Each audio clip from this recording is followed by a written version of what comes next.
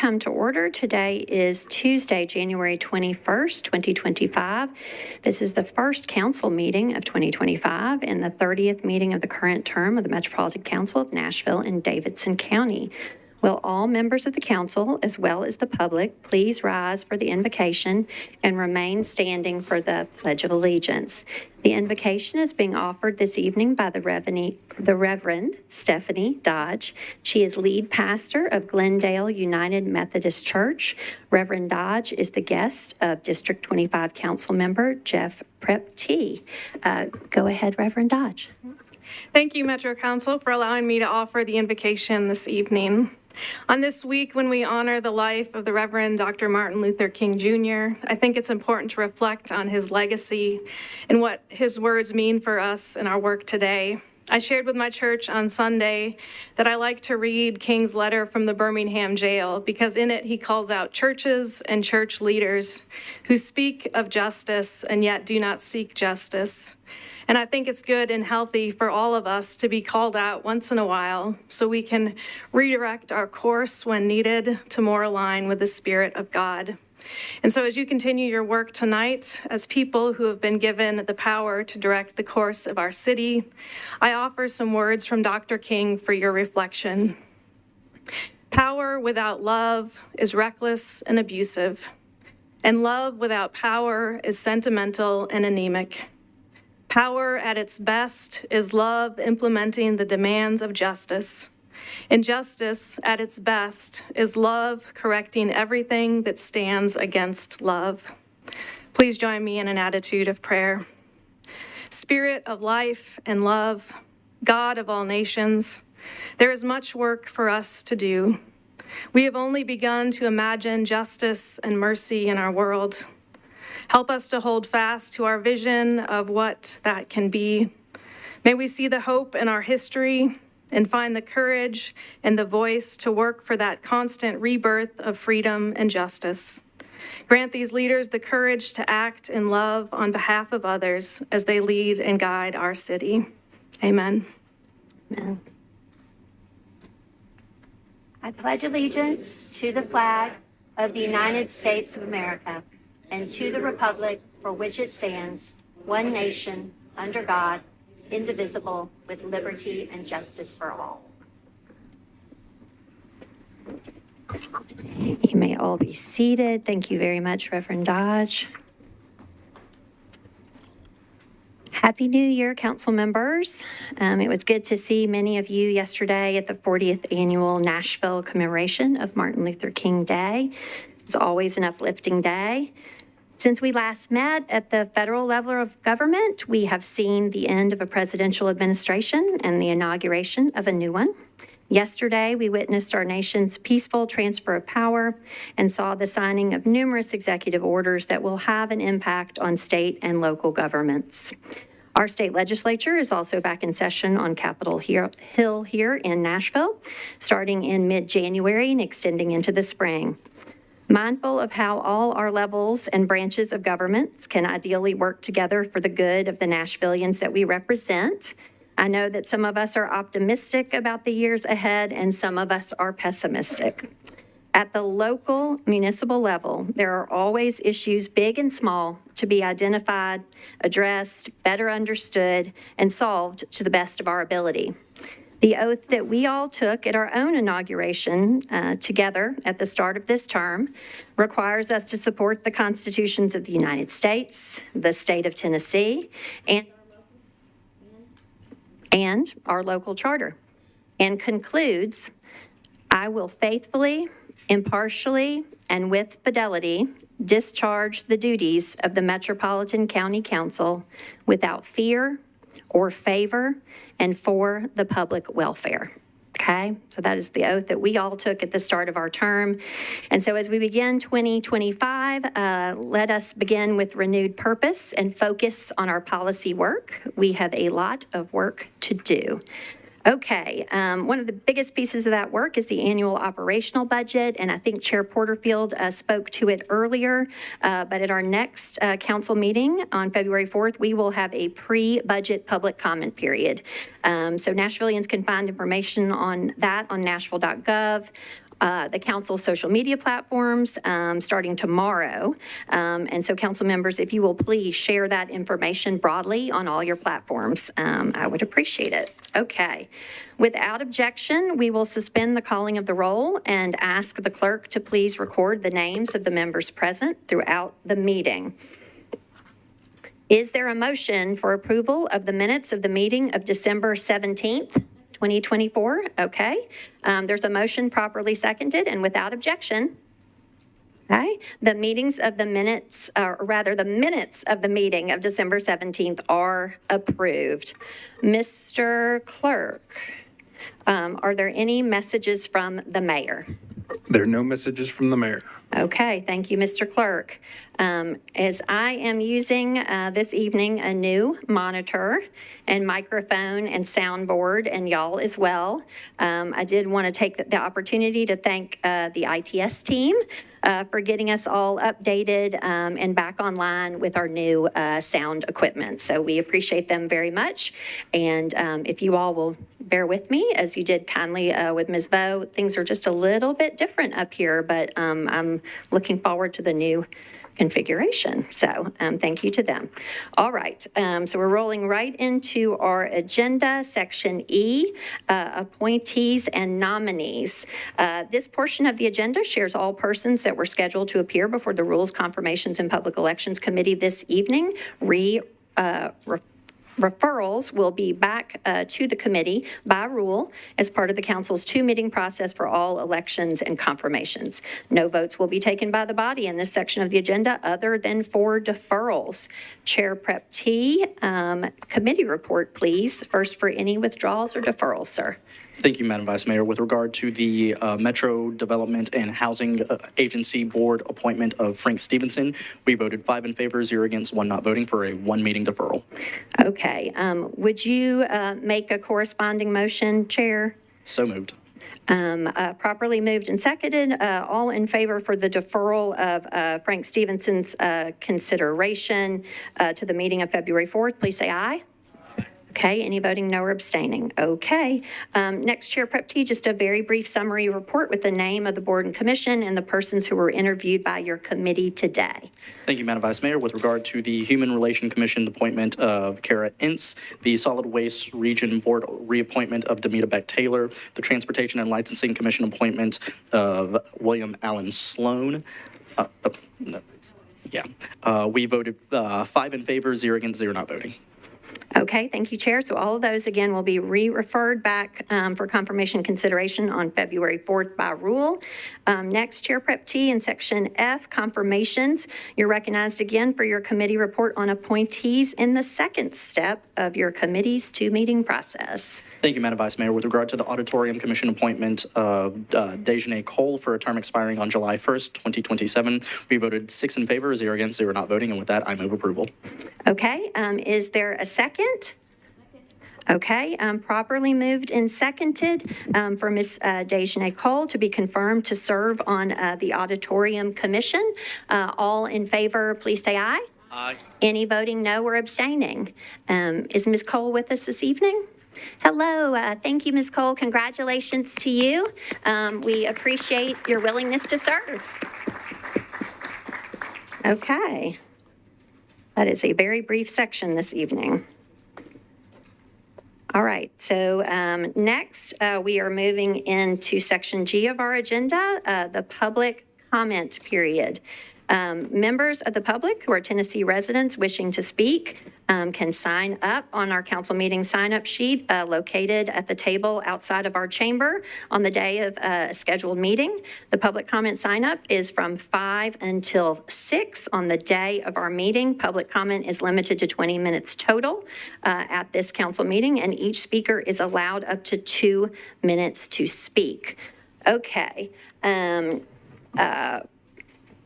We have 3 folks who have signed up this evening to speak, and I would ask that they kind of come forward in this order. We have Mary Dee Dee Bird, Heather Lefkowitz, and Tim Jester. Ms. Bird, you are recognized first, ma'am. Go ahead. Thank you. Dee Dee Bird, lifetime resident of Davidson County, District 35.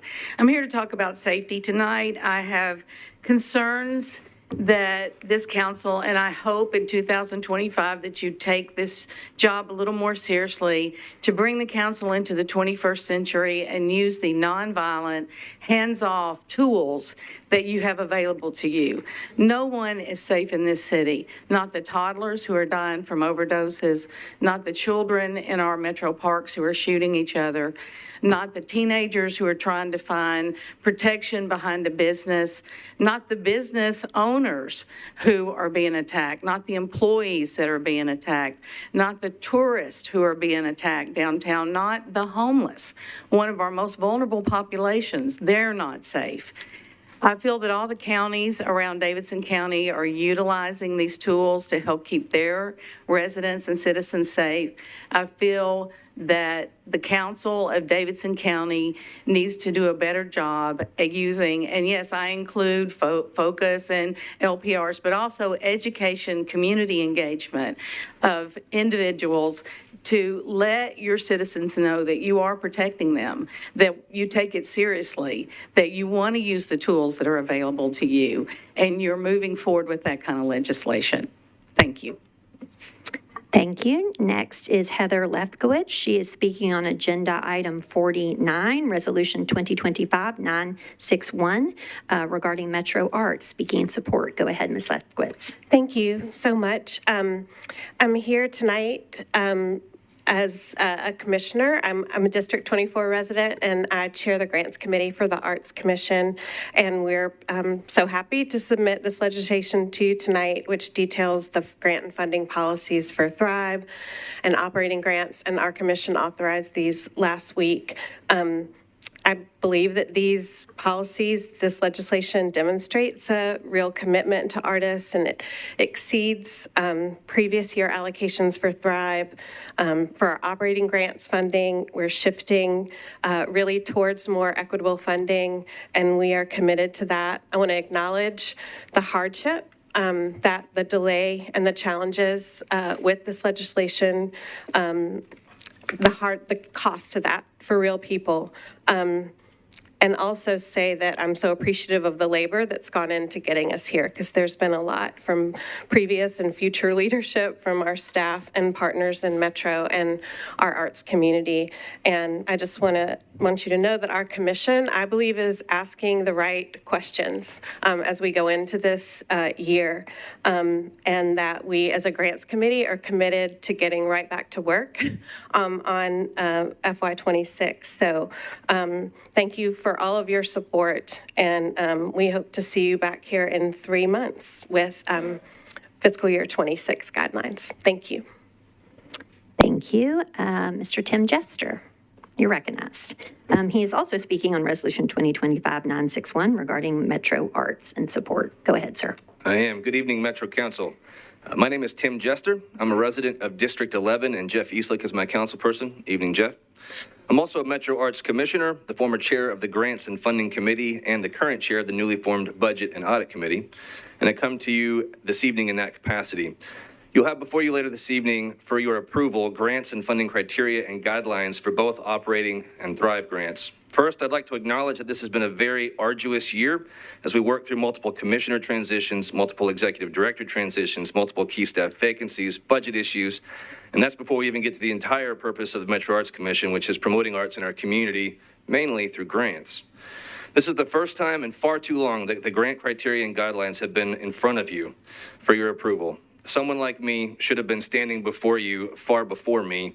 And as the former Grants and Funding Committee Chair, I apologize for sins committed far before my time as a commissioner.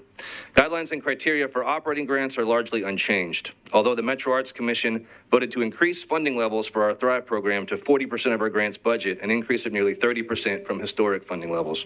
The Thrive grant guidelines and criteria, while not considered a major win by a few, are proposing funding levels very similar to those agreed on before the controversial defunding vote in August of 2023. The Metro Arts Commission is fully aware that once we have found stabilization, which seems so close, we must do a deep dive into our grants funding guidelines and criteria again, and we are fully committed to continue pursuing the fight for equity.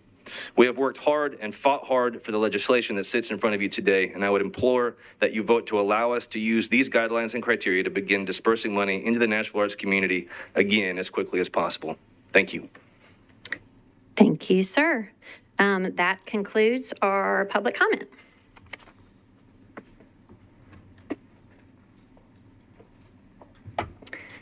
All right, next on our agenda are sections H and I, so a single resolution on public hearing as well as multiple bills on public hearing, but just to combine those for purposes of sharing that Spanish interpretation services are provided for Metro Council public hearings. This evening, Karina Valdez, a member of our own council office team, is here as the interpreter. Ms. Valdez, will you please share how you can help? Los servicios de interpretación en español estarán disponibles en la audiencia pública. Gracias. Thank you, Ms. Valdez. We appreciate you. Okay, so for those wishing to speak this evening as part of our public hearings, please do state your name clearly, but it is not required for you to provide your address if you do not wish to do so. You may want to tell us in what neighborhood or area you live, on what street generally, what your connection to the agenda item or project is, or who your council member is. So, okay, first, we have one resolution on public hearing. Again, section H on our agenda. Agenda item 1, that is resolution 2024-915, sponsor Coupon. This is a resolution exempting SOST located at 1221 6th Avenue North from the minimum distance requirements for obtaining a beer permit pursuant to section 7.0809E of the Metropolitan Code. Councilman Coupon, you are recognized, sir. Thank you, Madam President. Withdraw. Withdraw, please. Okay, that is withdrawn. Okay, so now moving on to section I, the bills on, oh, I'm sorry, pardon me. I do apologize. We have 2 resolutions on public hearing. My apologies for confusing anyone. Sorry about that. Okay, so now we're still in section H. We are on agenda item 2. This is also a resolution on public hearing. Sponsor Welsh, resolution 2025-955. This is a resolution exempting 189 Thompson Lane from the minimum distance requirements for obtaining a short-term rental property not owner-occupied permit pursuant to the Metropolitan Code of Laws. Councilmember Welsh, you are recognized. Thank you, Vice Mayor. I'd like to open the public hearing. Okay. What I think we'll do, Chair Hill, is once we close the public hearing, we'll come to Chair Hill for the, since we just have one for her committee report. Okay. With that, I declare the public hearing open. Would all members of the public here in support of this resolution, please raise your hand? Okay, thank you. Would all members of the public here in opposition to this resolution, please raise your hand? Okay, seeing no one here in opposition, do those persons here in support wish to speak? They are shaking their head no, Councilmember Welsh. So with that, I declare the public hearing on this resolution closed. And it is back to you, Ms. Welsh, first for a committee report, please. Yes, committee report, please.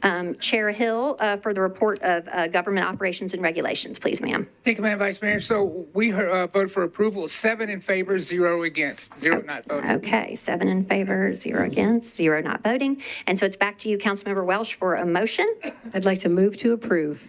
Okay, is there a second? Properly moved and seconded. Is there any discussion on this resolution? Okay, Mr. Bradford, you're recognized, sir. Thank you. Could the sponsor explain why the exemption is needed in this situation? Sure. Ms. Welsh, you're recognized. Thank you. This is a house on Thompson Lane, a very busy thoroughfare, and across the street from is both the church and a school, but it's a very busy thoroughfare. I am generally against, as you know, short-term rentals, especially non-owner occupied, but this is one where there are no residential houses or anything else around, and it shouldn't have any impact at all on the church and the school. So I am in support of this. Okay, Mr. Bradford, does that answer your question? Okay, sir. All right, is there any further discussion on this resolution? Okay, properly moved and properly seconded. All in favor, please say aye. Any voting no or abstaining? Okay, so we will, Ms. Darby? Okay. Okay. It is a resolution. Okay, it does need to go on the board, members. Mr. Clerk, if you would please load the vote and open the machine. A resolution has only one reading, and so knowing that we have several noes and perhaps abstentions, we will need to go on the board.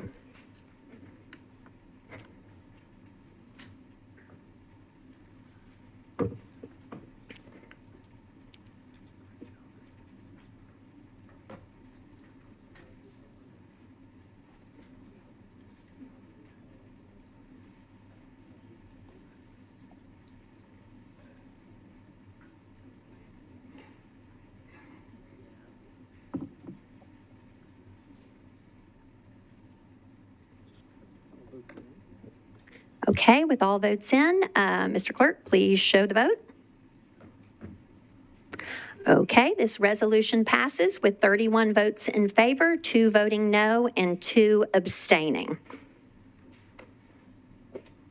All right, we will now roll right into our bills on public hearing. Agenda item 3.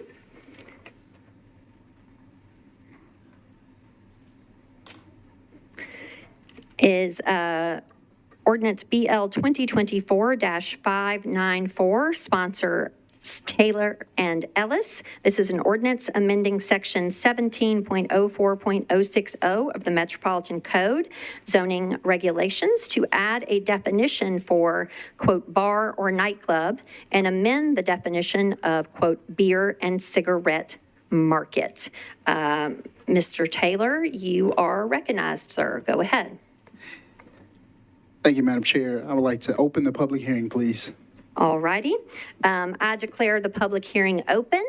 Would all members of the public here in support of this bill please raise your hand? Okay, thank you, sir. Would all members of the public here in opposition to this bill please raise your hand? Okay, seeing no one here in opposition, does the gentleman in support seek to speak? Okay, go ahead and come forward, please.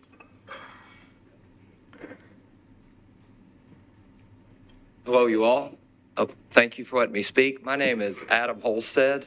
I'm a resident of the 21st District, Councilman Taylor, and I thought I would just use this as an opportunity. Just again, I was going to have my hat in my hand, and I left it sitting down, but my hat in hand. At the flagship Slim and Huskies part of Buchanan, which is North Nashville, it's changing. There's a no free coffee, a TO fund, the jazz club. The one situation is, and I knew this when I bought the house during 2020, but in 2020, I lived on a small seed stock beef cattle farm in Rutherford County, and I worked up here doing water and sewer taps for myself. And I liked my little house so much, I sold my farm. So now I'm fully in your district, Councilman, in a little 820 square foot house. And I say all that to say, across the alley, it's zoned CS, and in commercial services, a nightclub is okay. But Mr. Robert Higgins Jr. is on the board of convention and tourism. And maybe he and I just hit it off on the wrong foot. I'm kind of a country mouse where he's schooled in the city. But the problem is Mr. Higgins put an 8-foot fence around the perimeter of 1002 Buchanan. So it's a patio. So the first couple years in the house, it applies the noise on a patio, right? But now he's built these agricultural style roofs, and believe me, I can see that because I've built cattle sheds all over the place.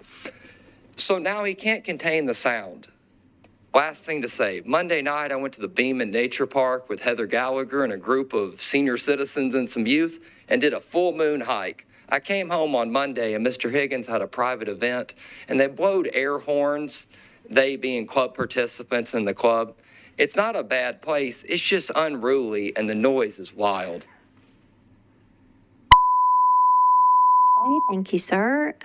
Seeing no one else seeking to speak in support or opposition, I will declare the public hearing closed. And it's back to you, Mr. Taylor, on your bill.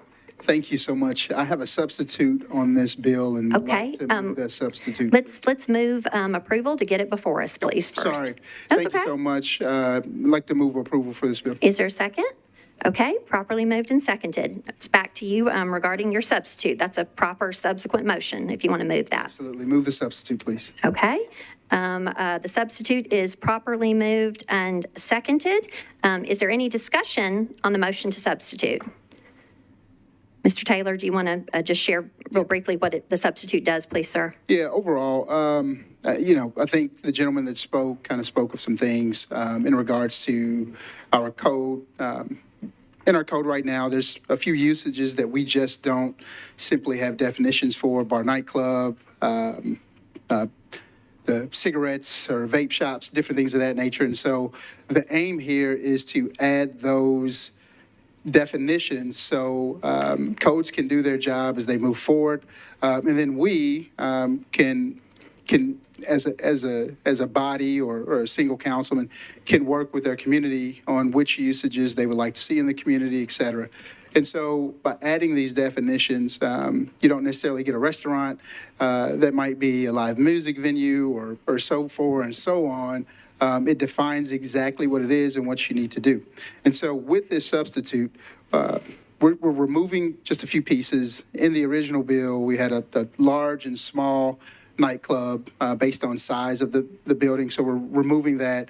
And then we had a percentage of sales at 49% if your sales are at 49%. So we also remove that, and currently now, code sees if your sales, specifically for things that are non-food related, are 50% or more, and then you are in a bar, nightclub, or you're in a restaurant, we will simply say that you are a bar, nightclub. And so this helps us define that. It helps codes kind of have something on our books in the Metro Charter, as opposed to an internal policy that they're using. And so with that, I would like to renew my motion.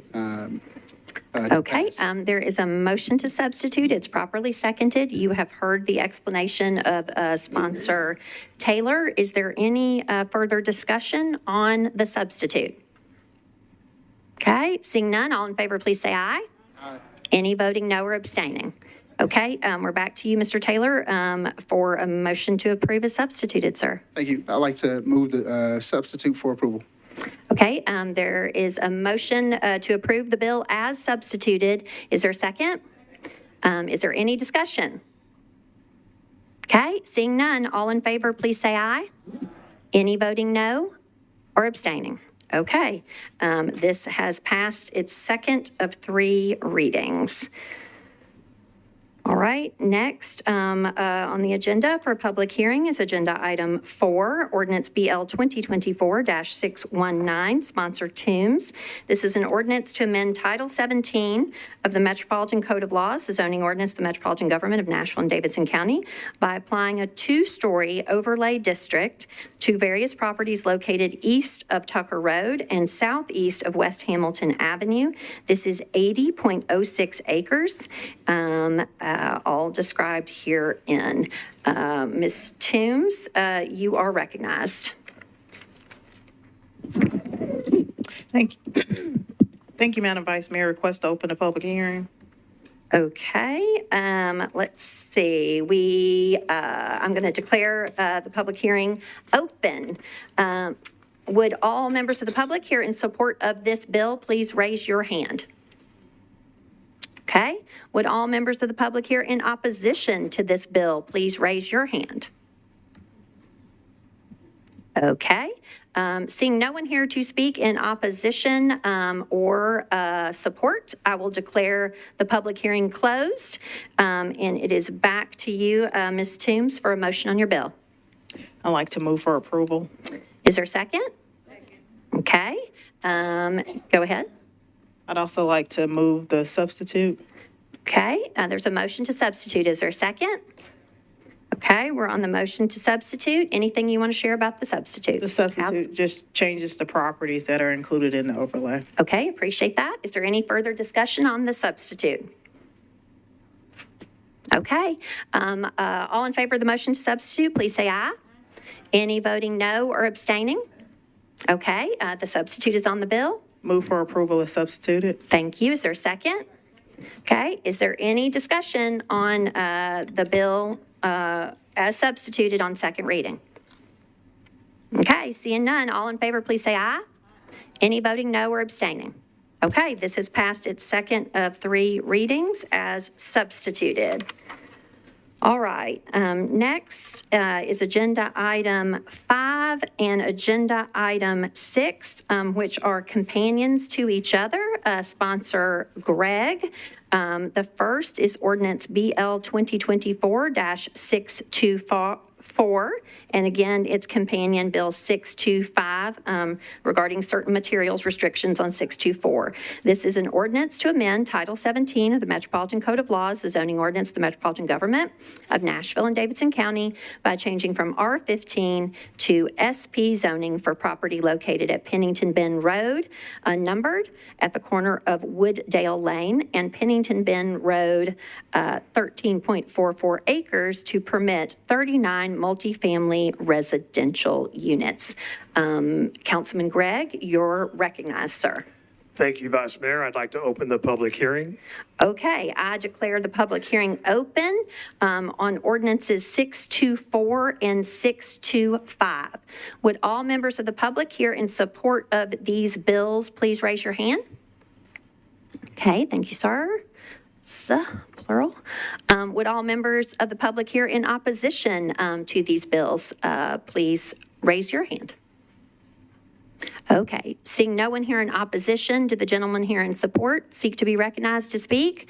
Okay, they are shaking their head no, Mr. Gregg, and so with that, I will declare the public hearing closed on 624 and 625, and it's back to you for a motion on your bills. Thank you, Vice Mayor. I'd like to move for approval with a brief comment. Okay. Councilman Gregg has moved approval of both 624 and its companion 625. It's properly seconded. Go ahead, Mr. Gregg. Thank you. When this development was introduced in the summer of 23, there was a list of concerns brought forth by the nearby neighbors. And I want to say thank you to the neighbors and to the developer for working through all of these challenges and coming up with a plan that the neighbors are happy with. We recently had a meeting on this past Saturday, and there were a couple of more issues that they would like to see changed, and the developer's in agreement. So with that, I need to defer the third and final reading to March 4th. All righty. So is your intent then to move approval? Move for approval. Both bills on second. And so let's restate your motion then. And with third reading then deferred to, if you please restate. Okay. So I would like to move for approval on second reading and move the third reading and final reading to March 4th. March 4th. Okay. All right. I think I heard a second already. So you've heard the motion of Mr. Gregg on both these bills for passage at this time on second reading and third reading and final reading on March 4th. Is there any discussion on this motion? Okay, seeing none, all in favor, please say aye. Any voting no or abstaining? Okay. Both these bills have passed their second of 3 readings, and their third reading will be on the meeting of March 4th. Okay, thank you, Mr. Gregg. Next is agenda item 7. Sponsor Welsh. This is ordinance BL 2024-641. This is an ordinance to amend Title 17 of the Metropolitan Code of Laws, the zoning ordinance of the Metropolitan Government of Nashville and Davidson County, by amending the preliminary plan for a planned unit development district on property located at 3101 Nolensville Pike at the southwest corner of McIver Street and Nolensville Pike, zoned CS. This is 1.1 acres to permit a car wash. Councilmember Welsh, you are recognized. Thank you, Vice Mayor. I'd like to open the public hearing. Okay, I declare the public hearing open on ordinance 641. Would all members of the public here in support of this bill please raise your hand? Okay. Would all members of the public here in opposition to this bill please raise your hand? All right, Councilmember Welsh, seeing no one here either in opposition or support, I will declare the public hearing closed, and it's back to you for a motion on your bill.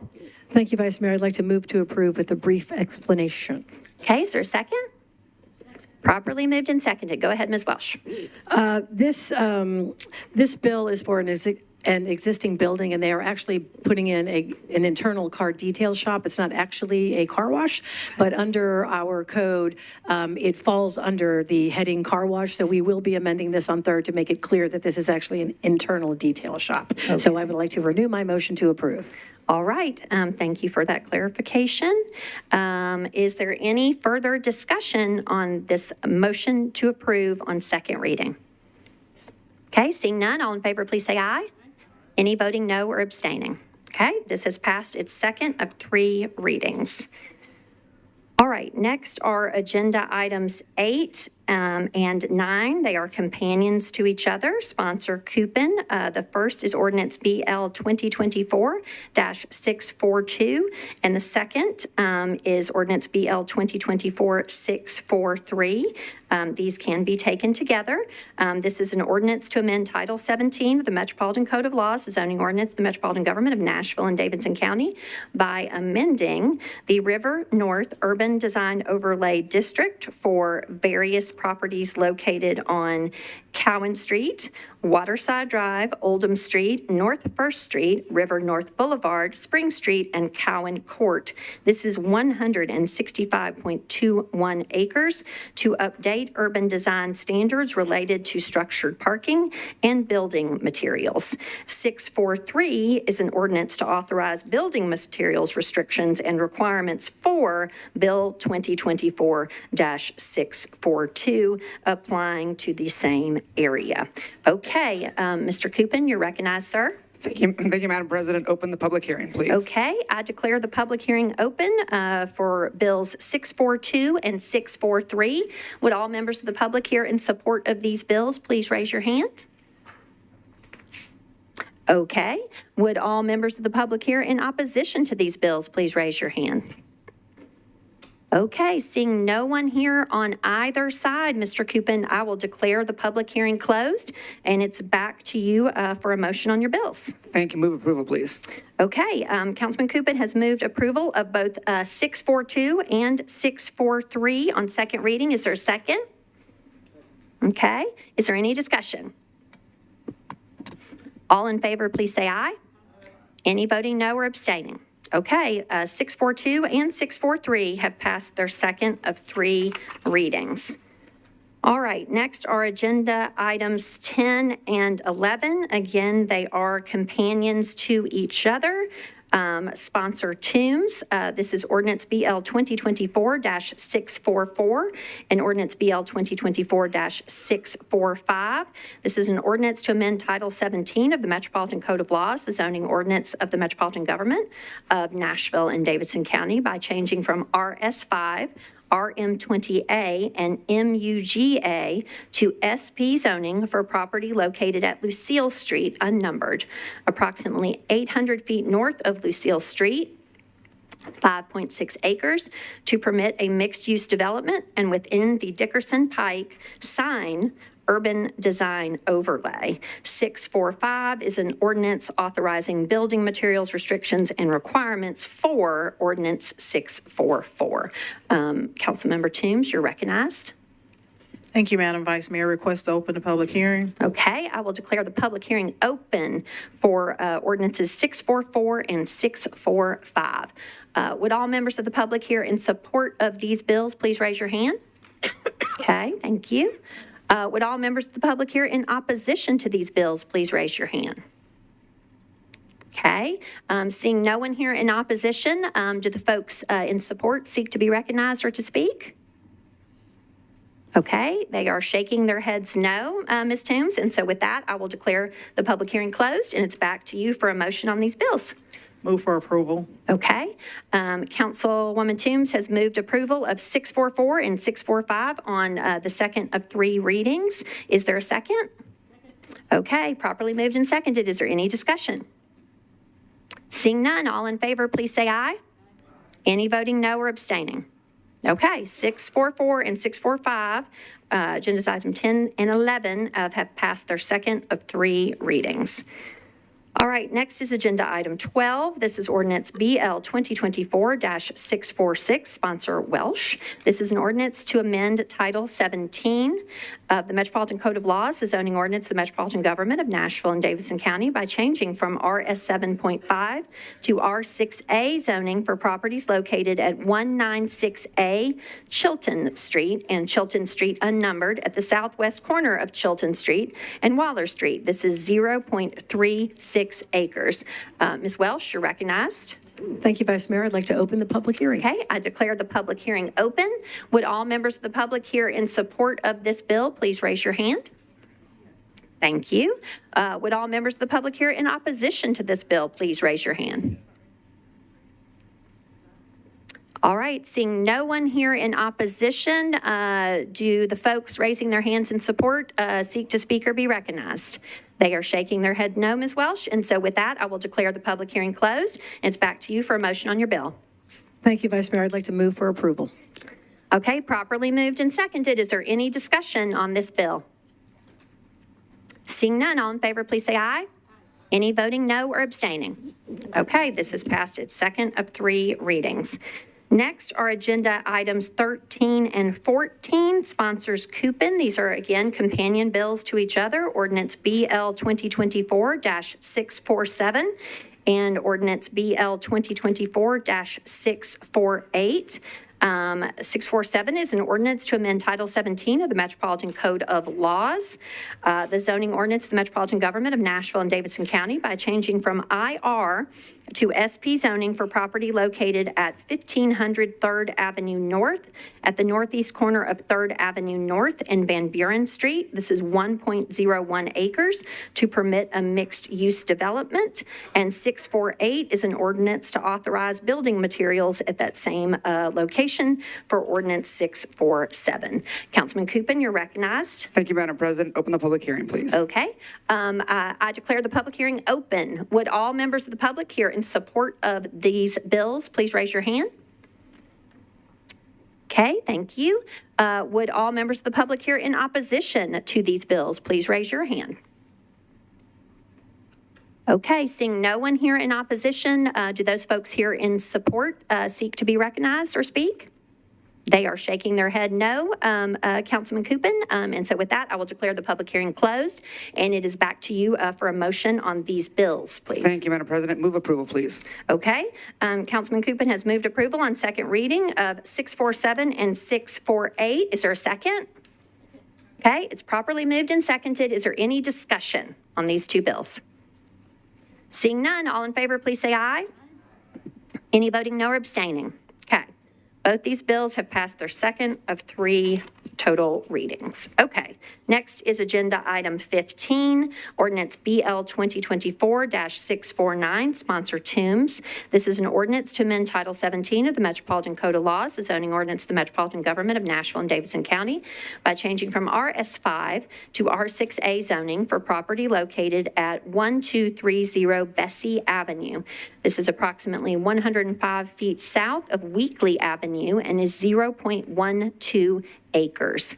Ms. Toombs, you are recognized. Thank you, Madam Vice Mayor. Request to open the public hearing. Okay, I declare the public hearing closed, or not closed, open.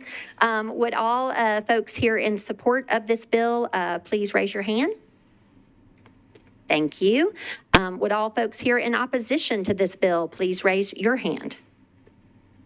Okay, I'm seeing no one here in opposition, and so would the folks here in support seek to be recognized or speak?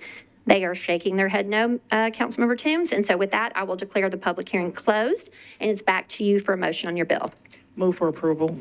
Okay, it's properly moved and seconded. This is a motion on Bill 649. Is there any discussion? Seeing none, all in favor, please say aye. Any voting no or abstaining?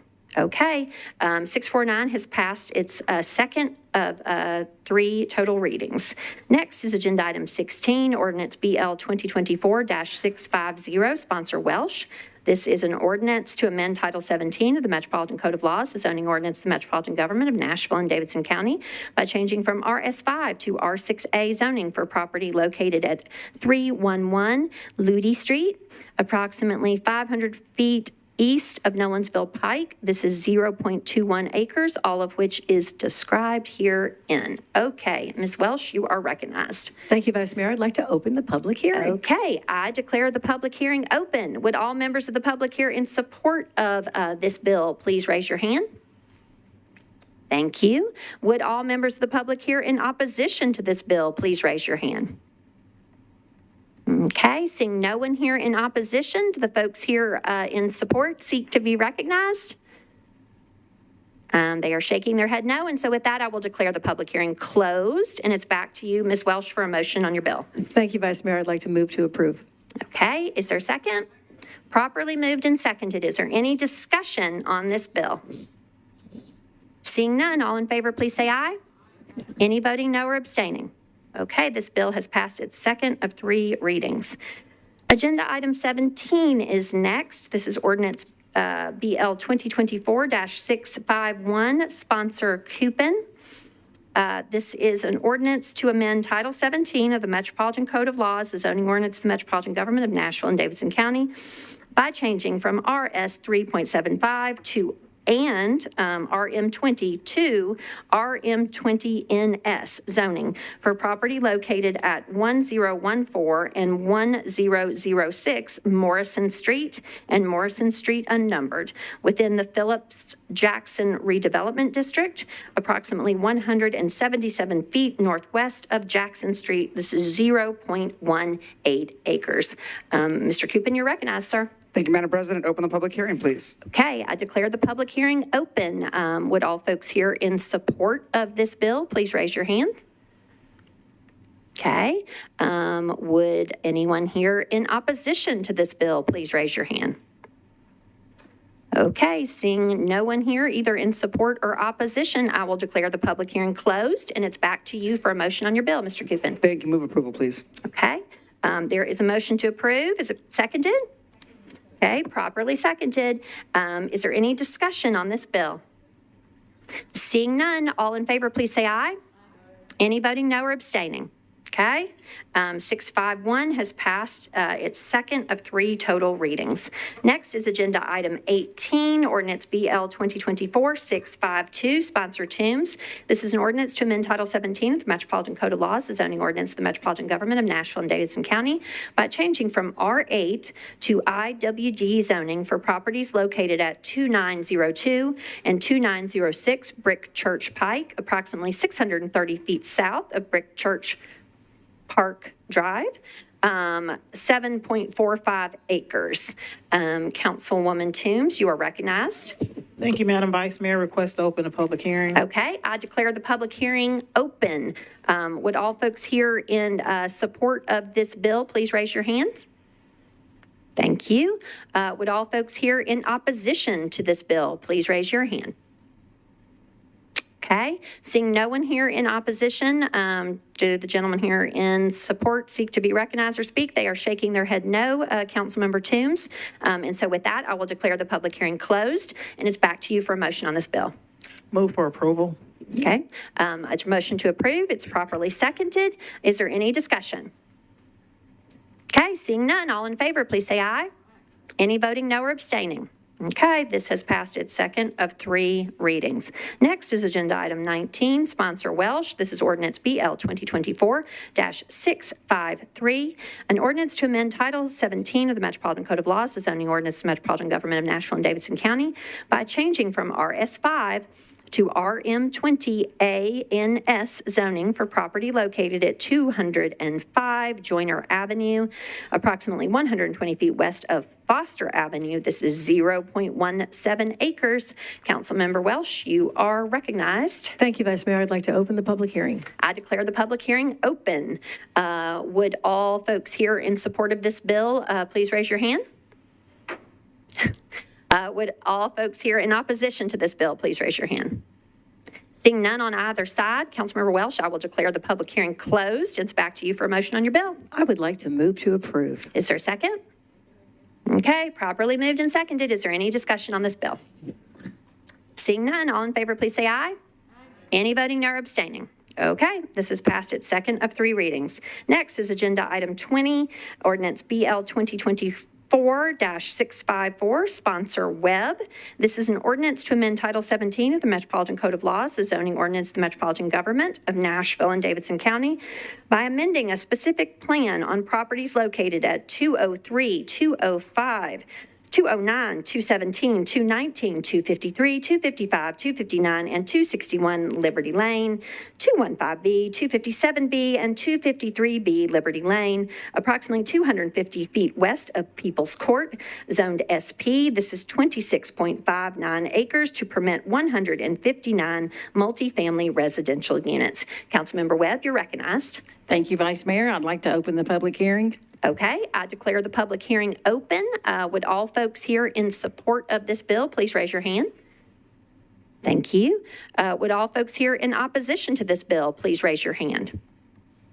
Okay, seeing no one here in opposition, does the person here in support seek to be recognized or speak? He is shaking his head no, Ms. Webb. And so with that, I will declare the public hearing closed. And it's back to you for motion. I'd like to motion to move for approval. Okay, is there a second? Okay, properly moved and seconded. Is there any discussion on this bill? Seeing none, all in favor, please say aye. Any voting no or abstaining? Okay, this has passed its second of 3 readings. Next, also Sponsor Webb, so you're doing good there. We'll keep on rolling. Agenda Item 21, Ordinance BL 2024-655. Oh my goodness, Ms. Webb, I didn't mark my agenda correctly, and that is a companion bill. Can we? Do we have to? All right, we got to do it for a public hearing too. Sorry, sir. Okay. I declare the public hearing open. This was the companion bill with all those same very tedious long addresses that you remember from just right before. Again, Bill 655 regarding certain material restrictions for Bill 654. And so with that, I will declare the public hearing open. Is there anybody here in support of this bill? Thank you, sir. Is there anybody here in opposition to this bill? No. Okay. Does the gentleman in here in support seek to be recognized? He's saying no. So, Ms. Webb, I will declare the public hearing closed. And it's back to you for a motion on this bill, which could have been a companion bill to the other one. I apologize. Go ahead. I'd like to move for approval. Okay. Properly moved. Is there a second? Okay. Any discussion on this materials to go with 654? Seeing none. All in favor, please say aye. Any voting no or abstaining? Okay. 655 has also passed its second of 3 readings. All right, next are agenda items 22 and 23. They are companions to each other. Ordinance 656 and 657, both sponsors CAP. This 656 is an ordinance to amend Title 17 of the Metropolitan Code of Laws, the zoning ordinance of the Metropolitan Government of Nashville and Davidson County, by changing from CS to SP zoning for property located at 751 South 5th Street at the northeast corner of South 5th Street and Dew Street. This is 1.41 acres to permit a mixed-use development. 657, its companion bill, is regarding materials restrictions and requirements for Bill 656. Councilman Cap, you are recognized, sir. Thank you, Vice Mayor. I move to open the public hearing. Okay, I declare the public hearing open on 656 and 657. Would all folks here in support of these two bills please raise your hand? Thank you. Would all folks here in opposition to these bills please raise your hand? Seeing no one here in opposition, do the folks here in support seek to be recognized or speak? Okay, they are shaking their head firmly no, Mr. Cap. And so with that, I declare the public hearing closed on both these bills and back to you for a motion. Thank you, Vice Mayor. With that, I move approval. Okay, is there a second? Properly moved and seconded. Mr. Cap is moving approval of 656 and its companion bill 657. Is there any discussion? Seeing none, all in favor, please say aye. Any voting no or abstaining? Okay, 656 and 657 have passed their second of 3 total readings. Next are agenda items 24 and 25. They are companions to each other. Ordinances BL 2024-658 and 659. Sponsor Benedict. 658 is an ordinance to amend Title 17 of the Metropolitan Code of Laws, the zoning ordinance of the Metropolitan Government of Nashville and Davidson County, by changing from R6 and R8 to SP zoning for properties located at 1201 Keller Avenue and 1202 A, B, and C McGavick Pike, approximately 130 feet east of Bronte Avenue, 0.86 acres, to permit 8 multifamily residential units. And Bill 659, again, its companion, is regarding materials restrictions and requirements for Bill 658. Ms. Benedict, you're recognized. Thank you, Vice Mayor. I'd like to open the public hearing. Okay, I declare the public hearing open for 658 and 659. Would all folks here in support of these bills please raise your hand? Thank you. Would all folks here in opposition to these bills please raise your hand? Seeing none here in opposition, did the gentleman here in support seek to be recognized? Nope, they are shaking their head no, Ms. Benedict. And so with that, I will declare the public hearing closed. Back to you for a motion. Thank you, Vice Mayor. I move approval. Okay, Ms. Benedict has moved approval of both 658 and 659, and they're properly seconded. Is there any discussion? Seeing none, all in favor, please say aye. Aye. Any voting no or abstaining? Okay, 658 and 659 have passed their second of 3 total readings. Okay.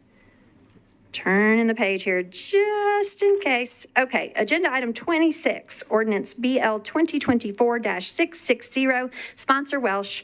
This is an ordinance to amend Title 17, the Metropolitan Code of Laws, the zoning ordinance of the Metropolitan Government of Nashville and Davidson County by changing from RS5 to R6A zoning for property located at 109 J Street, approximately 343 feet east of Foster Avenue. This is 0.17 acres. Ms. Welsh, you're recognized. Thank you, Vice Mayor. I'd like to open the public hearing. Okay, I declare the public hearing open. Would all folks here in support of this bill please raise your hand? Okay, would all folks here in opposition to this bill please raise your hand? Seeing none on either side, Ms. Welsh, I will declare the public hearing on this bill closed, and it's back to you. Thank you, Vice Mayor. I'd like to move to approve. Okay, is there a second? There's a motion to approve. It's properly seconded on Bill 660. Is there any discussion? Seeing none, all in favor, please say aye. Any voting no or abstaining? Okay, this has passed its second of 3 readings. All right, next are agenda items 27 and 28. They are companions to each other. Ordinance BL 2024-661 and 662, both sponsored by Mr. Gregg. 661 is an ordinance to amend Title 17 of the Metropolitan Code of Laws, the zoning ordinance of the Metropolitan Government of Nashville and Davidson County, by changing from CS to OR20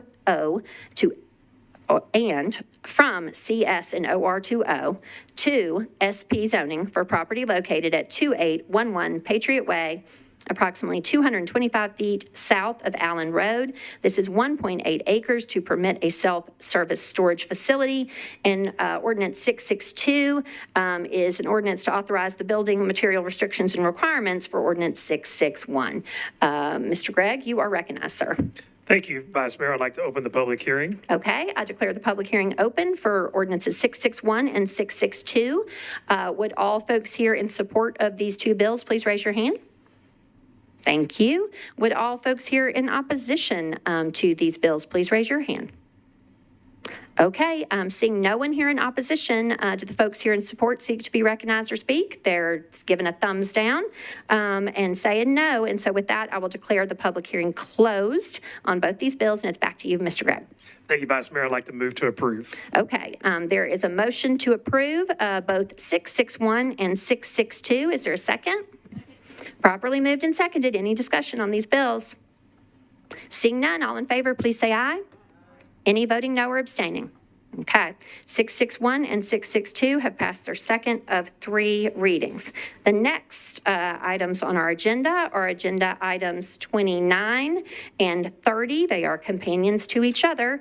Ordinance BL 2024-663 and 664, both sponsored by Councilman Spain. 663 is an ordinance to amend Title 17 of the Metropolitan Code of Laws, the zoning ordinance of the Metropolitan Government of Nashville and Davidson County, by changing from R15 to SP zoning for property located at 7351 Charlotte Pike, approximately 200 feet east of Old Hickory Boulevard. This is 1.43 acres, and 664 is an ordinance that requires building material restrictions and requirements for ordinance 663. Councilman Spain, you're recognized, sir. Thank you, Madam President. I'd like to open the public hearing. Okay, I declare the public hearing open for 663 and 664. Would anybody here in support of these bills please raise your hand? Thank you. Is there anybody here in opposition to this bill? If you would please raise your hand. Okay, seeing no one here in opposition, does the gentleman seek to be recognized? He is shaking his head no. And so with that, Councilman Spain, I will declare the public hearing closed on 663 and 664, and it's back to you for a motion. Thank you, Madam President. Move approval. Okay, Mr. Spain has moved approval of 663 and 664 together. Is there a second? Properly moved and seconded. Is there any discussion on these bills? Seeing none, all in favor, please say aye. Any voting no or abstaining? Okay, 663 and 664 have passed their second of 3 total readings.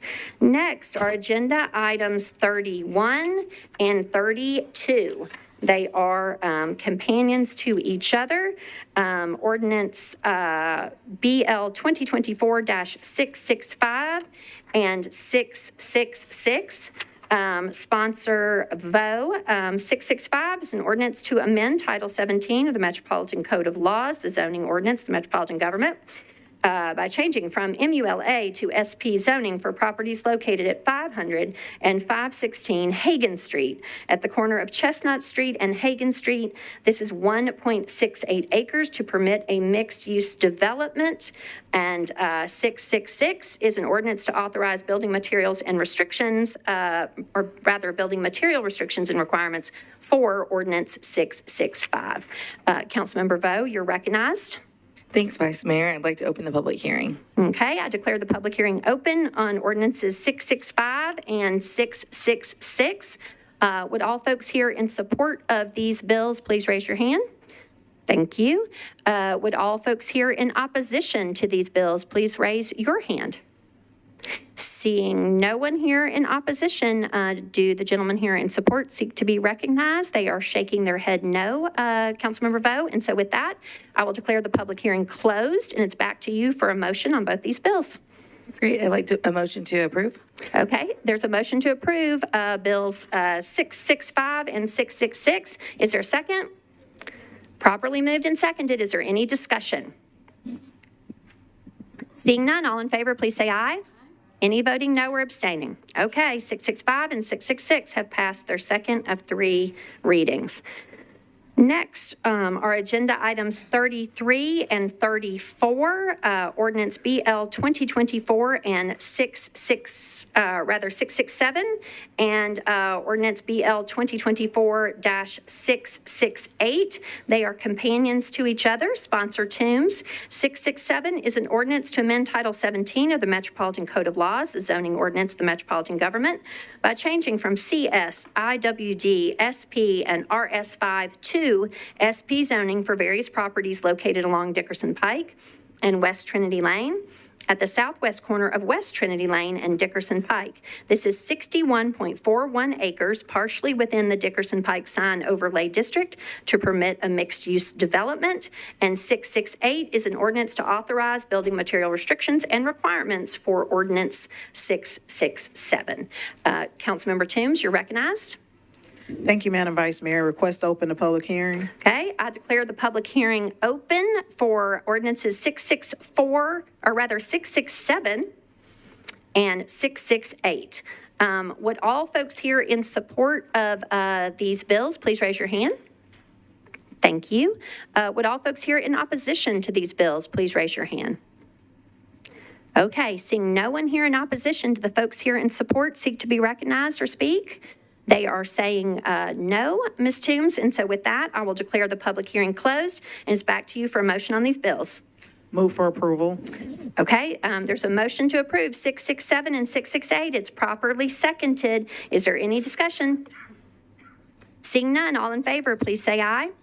Any voting no or abstaining? Okay, 667 and 668 have passed their second of 3 total readings. Next on the agenda are items 35 and 36. They are companions to each other. Ordinance BL 2024-669 and 670. Sponsor Parker.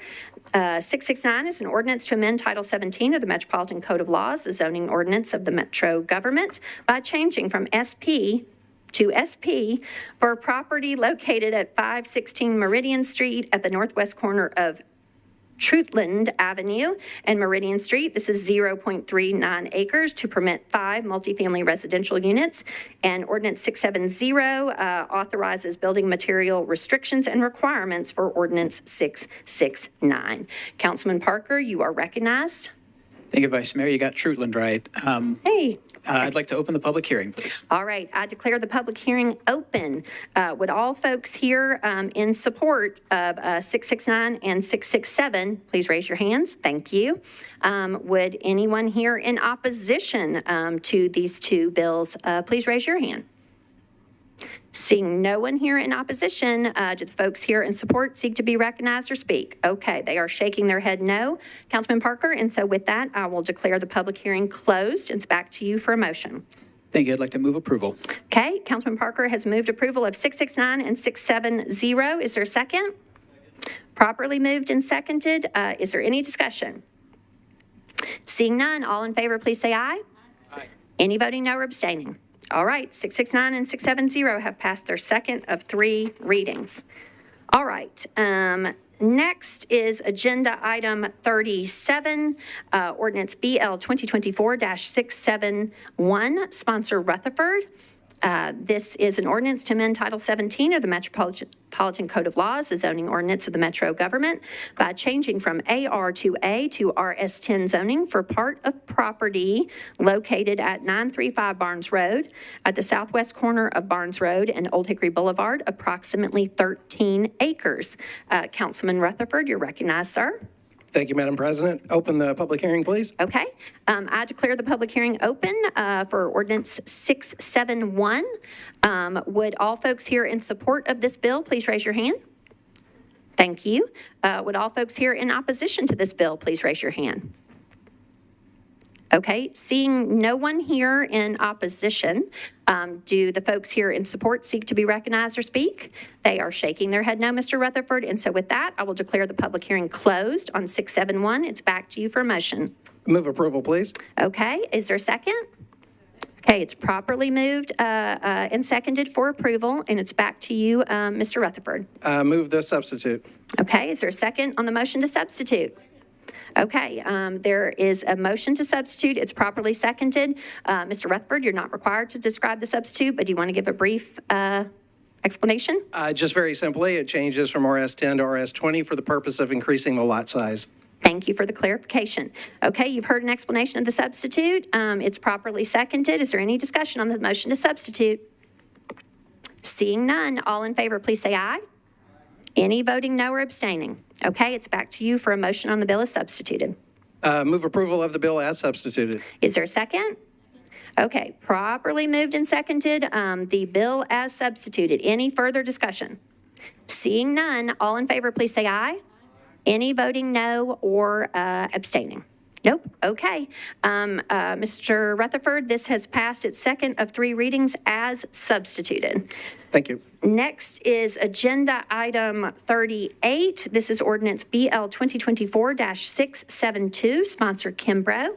This is an ordinance to amend Title 17 of the Metro Code of Laws, the zoning ordinance of the Metro government, by changing from RS10 to R10 zoning for properties located at 1725 South Hamilton Road and 3195 and 3199 Doak Avenue at the northwest corner of Doak Avenue and South Hamilton Road. This is 0.95 acres. Ms. Kimbrough, you are recognized. Thank you, Vice Mayor. I'd like to open the public hearing. Okay. I declare the public hearing open for Ordinance 672. Would all folks here in support of this bill please raise your hand? Thank you. Would all folks here in opposition to this bill please raise your hand? Seeing none, does the person here in support seek to be recognized or speak? He is shaking his head no, Ms. Kimbrough. And so with that, I will declare the public hearing closed. And it's back to you for a motion on your bill. I'd like to move for approval. Okay. Is there a second? Properly moved and seconded. Is there any discussion on this bill? Seeing none, all in favor, please say aye. Any voting no or abstaining? All right. This has passed its second of 3 readings. Next is Agenda Item 39, Ordinance BL 2024-673, sponsor Vo. This is an ordinance to amend Title 17 of the Metro Code of Laws, the zoning ordinance of the Metro government, by changing from IWD to MULA-NS zoning for properties located at 1247 and 1249 Lewis Street, approximately 200 feet north of Garden Street. This is 0.22 acres. Okay. Ms. Vo, you are recognized. Thank you, Vice Mayor. I'd like to open the public hearing. Okay. I declare the public hearing open on Bill 673. Would all folks here in support of this bill please raise your hand? Okay. Would all folks here in opposition to this bill please raise your hand? Okay. Seeing no one here in opposition, does anyone here in support seek to be recognized or speak?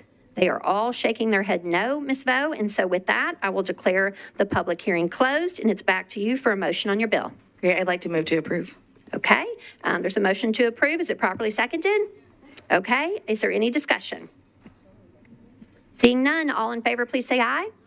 Any voting no or abstaining? All right. 673 has passed its second of 3 total readings. Next is Agenda Item 40, Ordinance BL 2024-674, sponsor Benton.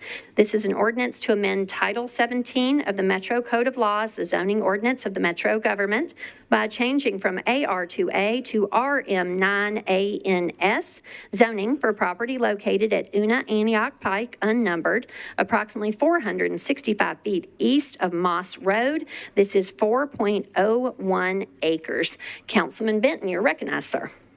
Thank you, Vice Mayor. I'd like to open the public hearing, please. Okay, I declare the public hearing open for Bill 674. Would all folks here in support of this bill please raise your hand? Thank you. Would all folks here in opposition to this bill please raise your hand? Seeing no one here in opposition, do the folks here in support seek to be recognized or speak? Nope, they are shaking their head no, Mr. Benton. And so with that, I will declare the public hearing closed, and it's back to you for a motion. Thank you, Vice Mayor. I'd like to move approval, please. Okay, is there a second? Properly moved and seconded. Approval on 674. Any discussion? Seeing none, all in favor, please say aye. Any voting no or abstaining? All right, this has passed its second of 3 readings. Next is Agenda Item 41, Ordinance BL 2024-675, sponsor Spain. This is an ordinance to amend Title 17 of the Metro Code of Laws, the zoning ordinance of the Metro government, by changing from AR2A to RS10 zoning for a portion of property located at McCory Lane, unnumbered, approximately 700 feet north of Beautiful Valley Drive, 0.68 acres. Councilman Spain, you're recognized, sir. Thank you, Madam President. I'd like to open the public hearing. All right, I declare the public hearing open for Ordinance 675. Would all folks here in support of this bill please raise your hand? Thank you. Would all folks here in opposition to this bill please raise your hand? Okay, seeing none, would the person here in support seek to be recognized or speak? He is shaking his head no, Mr. Spain, and so with that, I will declare the public hearing closed. It's back to you for a motion. Thank you, Madam President. Move to approve. Okay, there's a motion to approve 675. Is there a second? Okay, properly moved and seconded. Any discussion? Seeing none, all in favor, please say aye. Any voting no or abstaining? Okay, 675 has passed its second of 3 readings. Next is Agenda Item 42, Ordinance BL 2024-676, sponsor Greg. This is an ordinance to amend Title 17 of the Metro Code of Laws, the zoning ordinance of the Metro government, by changing from IWD to MUNA zoning for properties located at 179 and 181 Little Green Street, approximately 65 feet southwest of Edgar Street. This is 0.25 acres. Councilman Gregg, you are recognized, sir.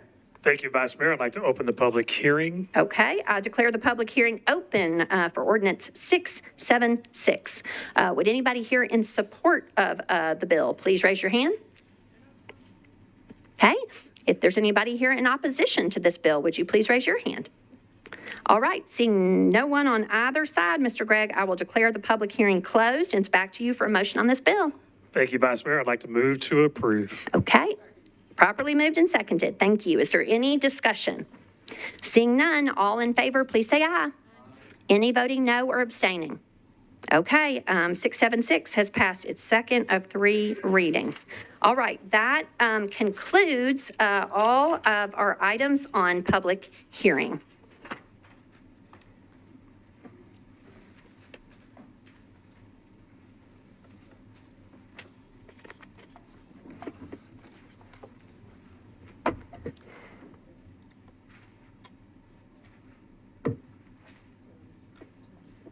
All right, next we roll right into our consolidated consent agenda.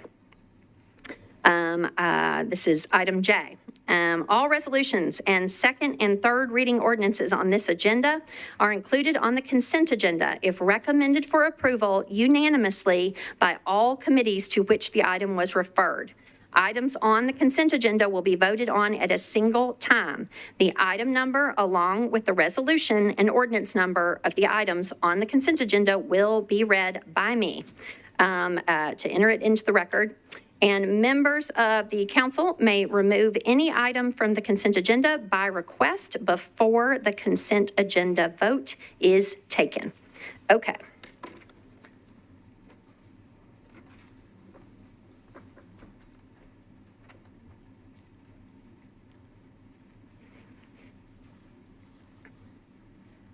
All right, the first item on our consent agenda is agenda item 44.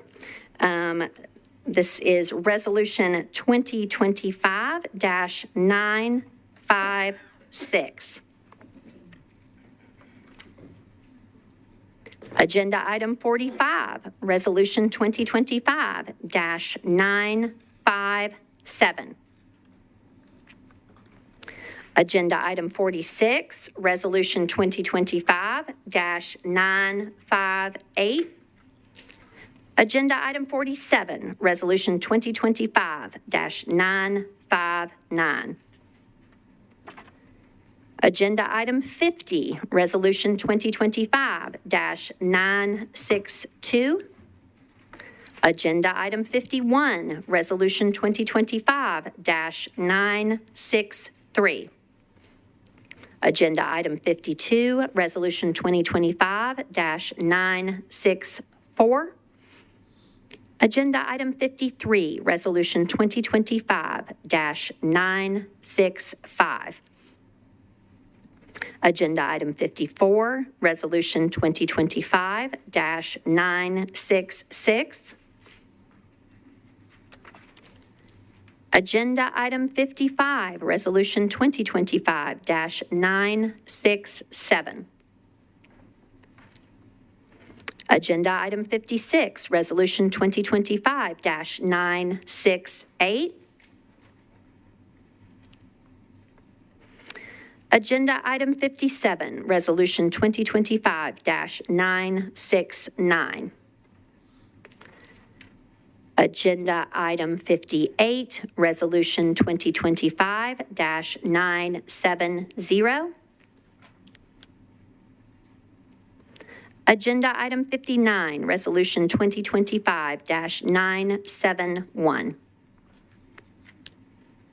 Agenda item 60, Resolution 2025-972.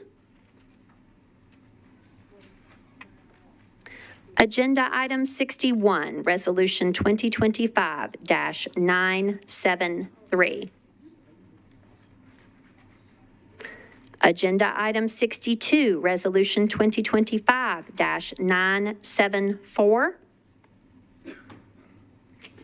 Agenda item 63, Resolution 2025-975.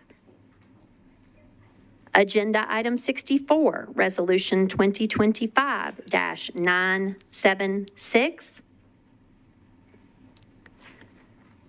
Agenda item 65, Resolution 2025-977.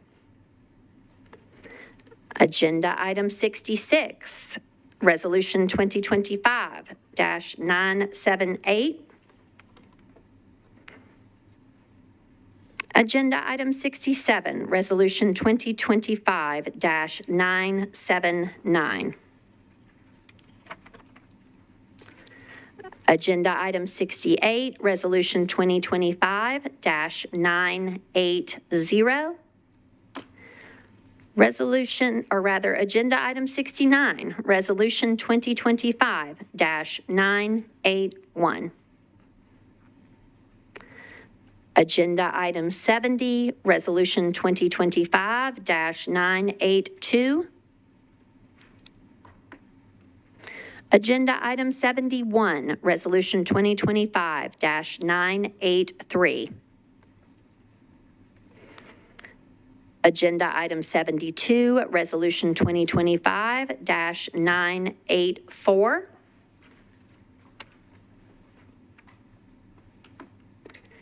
Agenda item 73, Resolution 2025-985. Agenda item 74, Resolution 2025-986. Agenda item 75, Resolution 2025-987. Agenda item 76, Resolution 2025-988. Agenda item 77, Resolution 2025-989. Agenda item 78, Resolution 2025-990. Agenda item 79, Resolution 2025-991.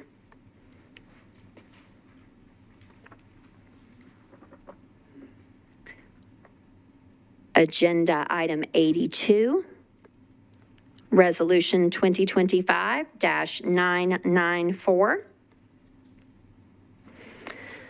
Agenda item 83, Resolution 2025-995. Agenda item 84, Resolution 2025-996.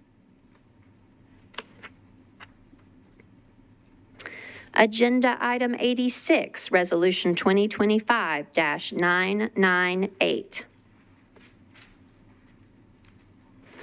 Agenda item 87, Resolution 2025-999. And then agenda item 88, Resolution 2025-1000. So add another number to the counter, colleagues. We have crossed the 1,000 mark on legislation. So, and that seems fitting for Mr. Horsley. Agenda item 89, Resolution 2025-1001. Agenda item 90, Resolution 2025-1002. Agenda item 91, resolution 2025-1003.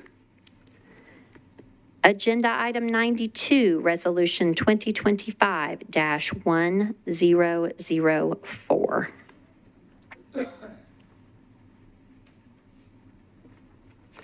Moving now to bills on second reading proposed for the consent agenda. Next is agenda item 111, ordinance BL 2024-677. Agenda item 112, ordinance BL 2024-678. Agenda item 113, ordinance BL 2024-679. Agenda item 114, ordinance BL 2024-680. Next, moving into bills on third reading that are proposed for the consent agenda. Next is agenda item 116, ordinance BL 2024-628. Agenda item 117, ordinance BL 2024-638. Agenda item 118, ordinance BL 2024-639. And lastly, agenda item 119, ordinance BL 2024-640. All right. You have heard the reading of all items proposed for the consent agenda. Do any items need to be removed from the consent agenda? If so, if you would please enter the queue. Okay, Councilwoman Ellis, you are recognized. Yes, item number 60. Okay.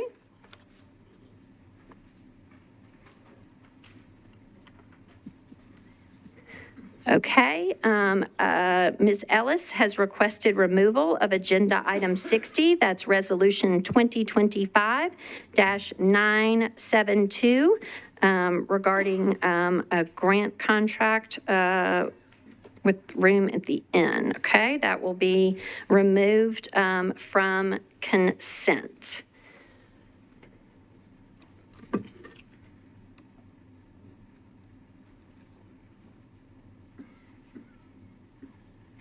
Okay, Mr. Huffman, you're recognized, sir. Thank you, Vice Mayor. Item number 88. Okay, Mr. Huffman has requested that agenda item 88, which is RS 2025-1000, a resolution honoring the life and legacy of Benson Horsley, be removed from consent.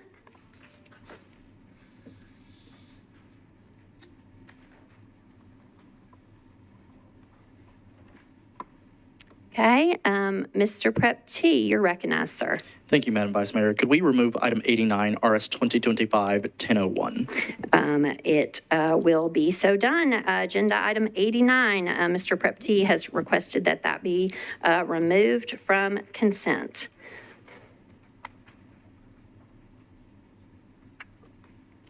Ms. Benedict, you are recognized. Thank you, Vice Mayor. Just wanted to confirm, is number 87 on consent? It is, yes, ma'am. Thank you. Okay. Councilman Bradford, you're recognized, sir. Item 86, please. Okay, Mr. Bradford has requested removal of agenda item 86. That's RS 2025-998, a resolution opposing expansion of ESA account program in Tennessee. All right, that will be removed from consent.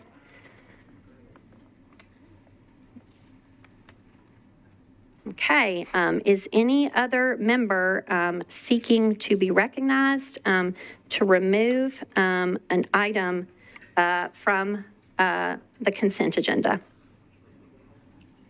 Okay. Let's see. So with that, we will go to our committee reports.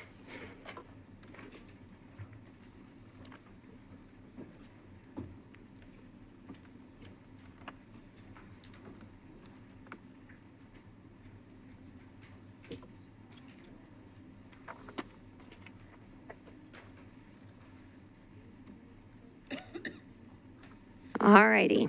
Okay. First, for the report of the Budget and Finance Committee, Chair Porterfield, you are recognized. Thank you, Vice Mayor. The Budget and Finance Committee considered and voted on RS 2025, 956 and 957, 959, 962, and 963, 965, all the way down to 986, 989, 991, and BL 2024-677. All of those passed, 12 in favor, 0 against, 0 not voting. RS 2025-964, 987, and 990, all passed, 13 in favor, 0 against, and 0 not voting.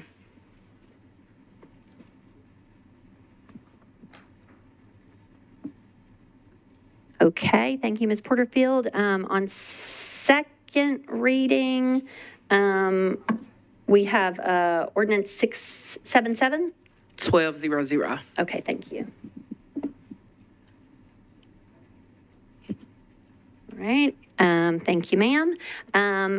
Next, Vice Chair Vo, for the report of Arts, Parks, Libraries, and Entertainment Committee.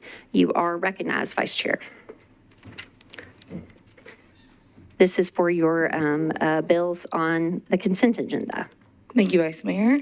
We had RS 2025-962, 975, 976, 977, 978, 979, and BL 2024-677 all on consent, and they were all 6 in favor, 0 against, 0 non-voting. Okay, thank you, Vice Chair.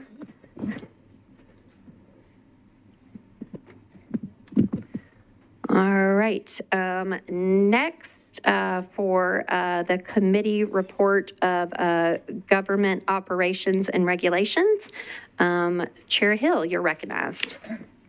Thank you, Madam Vice Mayor. We heard item 45 and 52, voted approval, 7 in favor, 0 against, and 53 and 54, 8 in favor, 0 against. Chair Hill, could you provide me with the bill numbers rather than the agenda items? Thank you.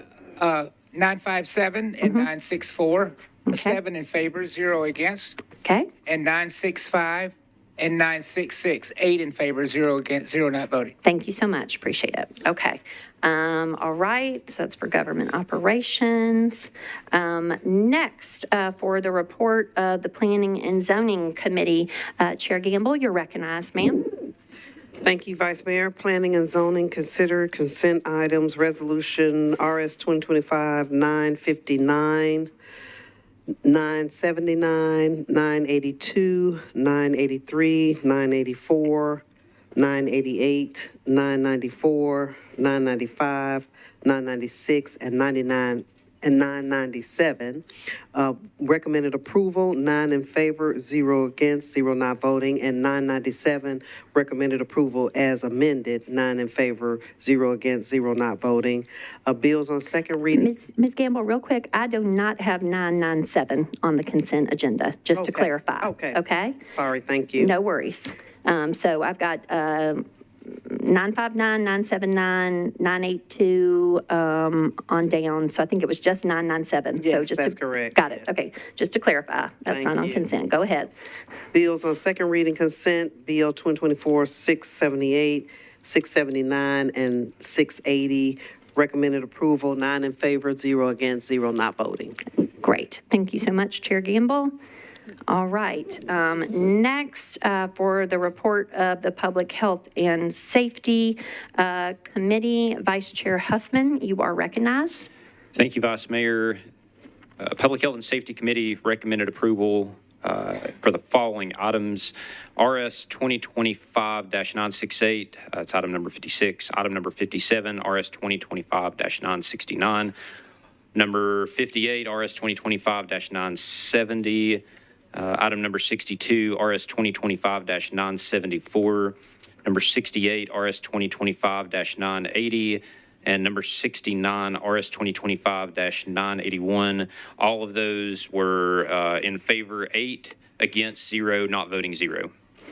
Okay, Vice Chair, I have got on the consent agenda for you also 956, 963, and 967.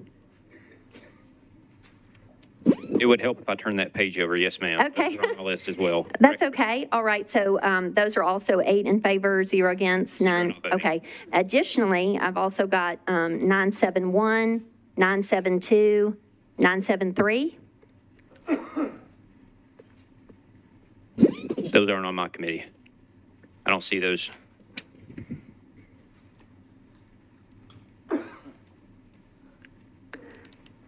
I do not see those on my list. I'm sorry. Okie dokes. Okay. Ms. Darby is, we do have us. I'm missing a page here. I apologize. No, that's no worries. Yeah. That's why we have staff watch all these meetings or participate in them, and we have confirmation here that those are also recommended for approval.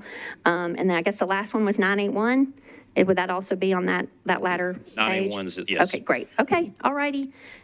We've got them all there. Okay, thank you, Vice Chair. All right, next, for rules, confirmations, and public elections, Chair Prep T, you're recognized for your report. Thank you, Madam Vice Mayor. The committee considered RS 2025, 958, 998, 999, 1002, 1003, and 1004, voting 5 in favor, 0 against, 0 not voting. Okay.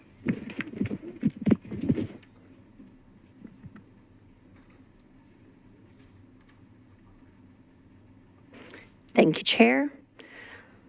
Okay, next then is the report of the Transportation and Infrastructure Committee. Chair Parker, you are recognized, sir. Thank you, Vice Mayor. Transportation and Infrastructure considered resolutions 2025-982, 983, 984, 985, 986, 987, 988, 991, 994, 995, and 996. Recommended approval of all of those, 11 in favor, 0 against, except for 984 and 987, which we recommended approval, 9 in favor, 0 against. And then on bills on second reading, we considered BL 2024-678, 679, and 680. Also recommended approval of all 3 of those, 11 in favor, 0 against. Chair, real quick again, for 992 and 995 and 996, I apologize if you shared those earlier, but for some reason I did not. 992, I thought that was not on consent. I thought there was a... I apologize. Is that correct? Okay, let me just check that.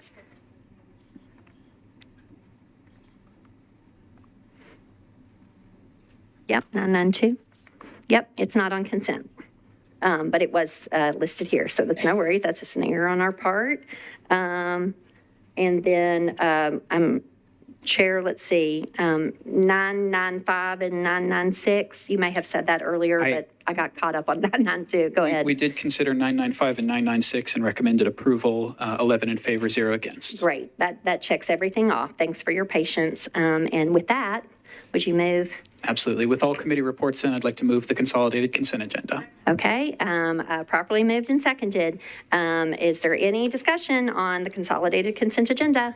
Anybody seeking to be recognized? Okay, seeing none, all in favor, please say aye. Aye. Any voting no or abstaining? All right, so you've passed all items on the consent agenda. All right, now we will go back to our resolutions.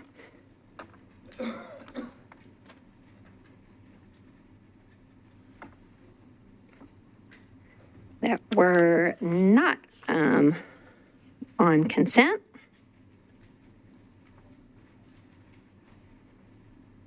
Okay.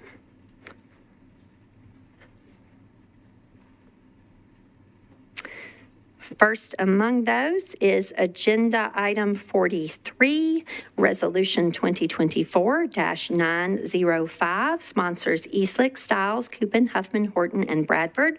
This is a resolution urging the Metropolitan Nashville Police Department to increase traffic enforcement and the Nashville Department of Transportation and Multimodal Infrastructure to improve the physical environment for everyone using the road. Mr. Eastlick, you're recognized, sir. Committee reports, please. Okay. For the report of Transportation and Infrastructure, Chair Parker. Thank you, Vice Mayor. We considered the amendment, recommended approval of that, 11 in favor, 0 against. Considered the substitute from Councilmember Toombs, recommended approval of that, 11 in favor, 0 against. And on the legislation as substituted with the amendment, we recommended approval, 11 in favor and 0 against. Okay. Thank you, sir. Vice Chair Huffman, for your committee report, please, on 905. Thank you, Vice Mayor. On RS 2024-905, Public Health and Safety recommended approval as amended, 8 in favor, 0 against, 0 not voting. And as substituted, 7 in favor, 0 against, 1 not voting. Yeah, thank you, Ms. Porterfield. Go ahead, you're recognized. Point of order, the amendment was not considered in public health and safety, only the substitute. Vice Chair, do you want to just clarify there? So, oh, I'm sorry. Go ahead, sir. I'm sorry. Thank you, Chair Porterfield. I appreciate that clarification. That is correct. Yes, the amendment was not moved. Okay, so the vote of 8 and 0 was a recommendation of approval for the underlying resolution. For the underlying resolution. And the 7 and 0 was for the resolution as substituted or for the substitute itself? 7, 0, and 1, yes. 7, 0, and 1 for the substitute. Okay. Thank you, Chair Porterfield, for the clarification, and Vice Chair for that report. Okay. With those reports in, it is back to you, Mr. Eastlick, for a motion on your bill. Thank you. I'd like to move to approve with a brief comment. Okay. Is there a second? Okay, properly moved and seconded. Go ahead, sir. When I first became a council member, the top 2 emails that I was getting and still continue to get are for traffic calming in neighborhoods or for speed reduction through people, police officers monitoring speed better. This has led to me doing a lot of research about this subject, and I was going to have a young man speak today during public comment. His mother was in a vehicle. She was hit by another vehicle doing between 75 and 100 miles an hour on Old Hickory Boulevard. She has been in ICU and in the hospital for over 90 days at this point. There were a couple of times they didn't expect her to make it, but she is still alive and still with us, and I wish he would have been here to tell her story. He is under the weather and not able to be here. I've done a lot of work on this with NDOT. I've met with Chief Drake. I've met with Raymond Jones, the captain of the traffic division, as well as Jill Fitchard from the Community Review Board. Put together this just to try to get more interest in this, more eyes on it, and try to get our MNPD to make some choices that they're not making now. The traffic division makes about 66% of all traffic stops. That's 43 officers. That leaves 715 precinct level officers only making 33% of those stops. The traffic department doesn't have all the positions filled, and in the years that I went back in looking for this, I couldn't find where they had done that. Although they were able to put together a task force to work on vehicle break-ins and stolen vehicles that contained more officers, more personnel on day one than we have in our traffic division. So if you're looking at what's more critical to making safe and keeping people alive, it would be that we need more officers working on the streets, trying to keep people from speeding and reckless driving, DUI, as well as distracted driving, instead of looking for vehicles that were broken in. And that's what this resolution does. The resolution asks for a plan from MNPD It asked for a plan from NDOT, and the amendment asked to have all the positions filled. So that's the principle of this. I appreciate the work on it from everybody else and the sponsors, and with that, I'd like to move for approval. Okay, there is a motion to approve. It is properly seconded, and we are on to discussion. First in the queue is Councilwoman Toombs. You are recognized. Thank you, Madam Vice Mayor. I'd like to move my substitute. Okay, that's a proper motion and discussion. I heard a second. Go ahead, ma'am. So the substitute addresses some concerns that the minority caucus had with the original resolution. The original resolution, as worded, implied massive traffic stops. And we did not want to go back to the times where MMPD was stopping 7.7 times the national average for traffic stops, when MMPD was stopping more Black drivers than there were actually Black residents of Nashville. And we saw this through both the 2016 Driving While Black report by Gideon's Army, as well as the 2018 policing project. And so the purpose of the substitute is to narrow the focus of MMPD to the 4 areas that they have already been concentrating on, which is the DUI, speeding, reckless driving, and distracted driving, which is part of Chief Drake's precision policing. Also for NDOT, asking NDOT to come to us with a plan of how to improve our traffic calming program. Also asking MMPD to submit a plan as to how they're going to improve traffic enforcement, which is the intent of the original resolution. Excuse me, I'm a little under the weather. But so it addresses all of the original intent of the original resolution, but also make sure that we don't go back to a time we were over policing and stopping people unnecessarily. All right, you have heard explanation of the substitute. What is before us is a motion to substitute, properly seconded, so we're discussing the substitute. Ms. Porterfield, do you seek to be recognized on the substitute? Okay, you're recognized. Thank you, Vice Mayor. I just stand in support of Councilwoman Toombs' substitute, and thank you for your work on this. I just want to lift up something that I brought up in our Public Health and Safety Committee. Director Tucker spoke, and he lifted up a really good point about just like the institutional history. So when we were looking at that Driving While Black report in 2016 and the policing project in 2018, and I'm sure Council members Allen and Weiner and Vice Mayor and former Councilmember Rosenberg will remember this. They were the ones that were on the body during that time. There were a lot of concerns about over-policing and the impact of the Black community, the impact on the Black community. And if you look at the Driving While Black report, as Councilmember Toombs brought up, MMPD from 2011 to 2015 conducted 7.7 times more traffic stops annually than the U.S. national average. They made more stops of Black people than there were Black people 16 years old and older living in Davidson County. They consistently and unnecessarily stopped and searched Black drivers in predominantly Black, Hispanic, and low-income communities at rates substantially higher than they did white drivers in predominantly middle to upper income communities. MMPD consent searches were invasive and failed to yield incriminating evidence 88.4% of the time. Evidence of unlawful activity was found during searches of white drivers more often than in searches of Black and Hispanic drivers, yet Black and Hispanic drivers were searched more. And nearly 80% of all MMPD traffic stops in 2015 resulted in a warning. The result of that, with the interviews from Black drivers in Nashville, showed that Metro police officers regularly intimidated, harassed, and unfairly exerted their authority over Black drivers. Aggressive tactics by officers resulted in traumatizing experiences of fear for one's safety and for the safety of one's family and friends. And Black drivers experienced anger at being treated unjustly and disrespectfully, frustration derived from being profiled because of one's race and its assumed correspondence to criminality, mentality and the feeling that police do not serve and protect Black people as they do white people. So this came directly from the executive summary of the Driving While Black report. So that's not my opinion. That is the actual report that was released in 2016 based on the data. So I want to thank the sponsor for bringing the legislation, because we do want to make sure that we're focusing on pedestrian safety and doing everything we can to make sure that people are safe in our city. But as Council Lady Toombs has highlighted, we don't want to regress and we don't want to go backwards. We've made a lot of progress in this area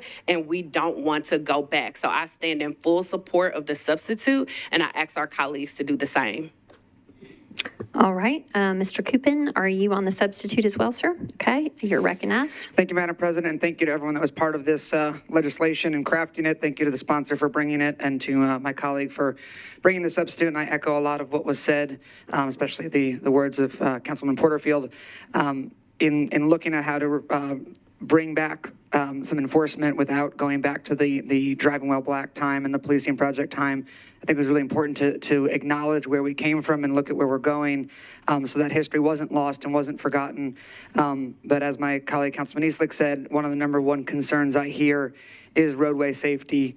A couple months ago, there were 2 individuals in the same night that were killed in downtown Nashville, and that's just one location, one evening. We know that we're one of the least safe cities for pedestrians. We know we have reckless driving and drunk driving happening. And so really rise in support of this substitute. I think it takes the intention of the initial bill, and then it kind of adds to it and focuses it in a way that's going to be something that folks can get behind and can be supportive of, and make sure that we're not returning to behaviors that were not good, but also moving forward with enforcement, with protecting our people. So I rise in full support of the substitute. I appreciate everyone that's worked on this and hope my colleagues will support it as well. Thank you.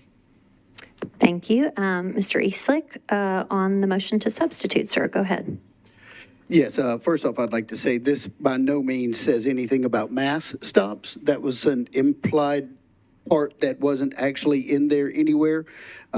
Secondly, if you read the Driving While Black as well as a police policy response, it talks about using traffic stops as a crime-fighting tool. That is not suggested in here anywhere. And warnings do not mean that that stop was not warranted. If I'm caught speeding, not by a lot, and I get a warning, I would certainly be excited about it rather than being given the ticket for it. So I don't think the original bill says much of anything that was brought up and kind of beat down. I do understand the possibility of it being used wrongly. At the same time, we have dash cams, we have body cams, we have a community review board, we have a traffic captain as well as a African-American police chief that can all be used as checks and balances to make sure that this is not used inappropriately. So with that, I do not support the substitute. I wish it would go through as it is and amended, and I forward it that way. Okay, thank you, Mr. Eastlick. Ms. Benedict, are you seeking to speak on the substitute? You're recognized. Oops, sorry. Let me hit your button. Go ahead. Thank you, Vice Mayor. Yes, on the substitute, I am supportive of the substitute. One thing that I want to do, say here on the floor, in case somebody didn't hear me in committee, but one thing I think is really important, that this body continues to get asked for things to provide the police department. And as a body, this particular term, we have said to the police department, we'd like you to build trust with the public. We're hearing from the public, from our constituents, that they want you to build trust with us. I know our officers are out there on the front lines day in and day out doing all that they can, and they're not allowed to make a mistake, just like an airline pilot is not allowed to make a mistake. That bar is not going to change, but we need to give you tools when you've proven to us that we can indeed trust you. And this is the opportunity that we have for you to say that Driving While Black report, that's history. That's ancient history. This substitute says, let's keep that ancient history. Let's be better going forward. And I know that you can be. So let's do that. Let's support the substitute. for those on the force, we hear you, we see you, we want you to continue to do good work.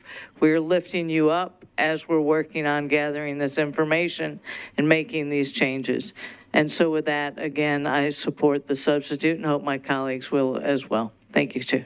Thank you, Vice Mayor. Thank you, Ms. Benedict. Ms. Ellis on the motion to substitute. Go ahead, ma'am. Thank you. And so I guess I also wanted to echo from a statement that I made in the Transportation Committee. I wanted to thank Councilmember Toombs for bringing forth her substitute. It is a direct reflection of what was discussed in the caucus, in the minority caucus meeting, and the concerns that we had not only around the mass police stops, but also around the traffic calming that's being conducted by NDOT, and the enforcement piece that was initially in Councilmember Easlick's bill, in which Councilmember Toombs' substitute brings forth and requests that NDOT actually provide a study about the effectiveness of the traffic calming study, because as most of you know, if you watch the news channel 4 today, there's over 400 folks that signed a petition against the humps, they call them, the speed humps. And as I understand it, a lot of people from, or some members from Nashville Fire and EMS are sort of getting frustrated with every street that they turn on in the neighborhood having the actual speed humps. So we really want to study the effectiveness of that,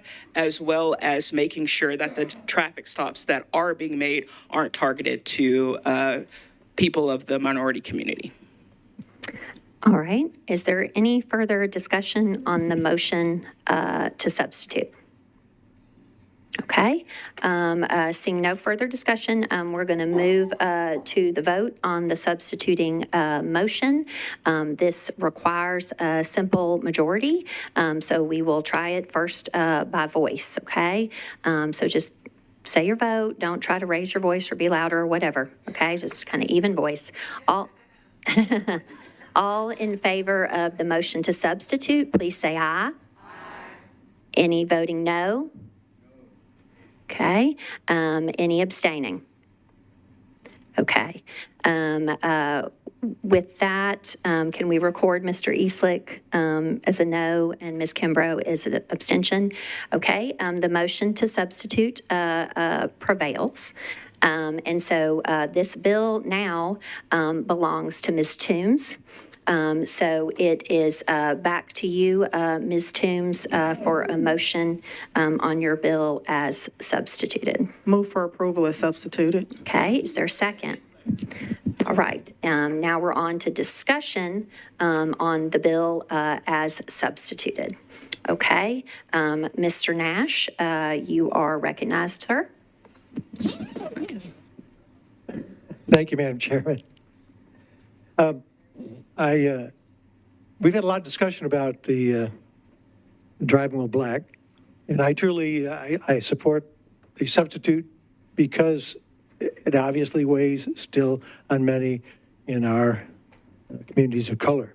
But I also, at that time, we had administration in the police department that was very much pushing, make as many traffic stops as you can, and hopefully you can make a friend along the way, but we're going to find some guns, we're going to find warrants. And after the policing project study, we found, well, maybe that wasn't all that effective. But I can tell you that the officers out there doing the work, a lot of pressure was put on them to do that kind of policing. And I think if you look at the numbers that are in the whereas portion of the substitute, you'll find that, yeah, there was a big drop after change of administrations. And I also want to bring up part of the executive summary of the policing project. The Stanford Computational Policy Lab report shows, and as we summarize below, there are indeed notable racial disparities in traffic stops in Nashville. These disparities are higher for traffic stops around non-moving violations, such as broken taillights or expired tags. Disparity, however, is not necessarily evidence of discrimination. Any number of neutral factors, including officer deployment patterns, or differences in rates of offending may explain these and other disparities in the criminal justice system. MPD explains these racial disparities in traffic stops on the ground that officers go where the crime is, and that in Nashville, high crime neighborhoods tend to have larger minority populations. The Stanford Computational Policy Lab analysis bears this out.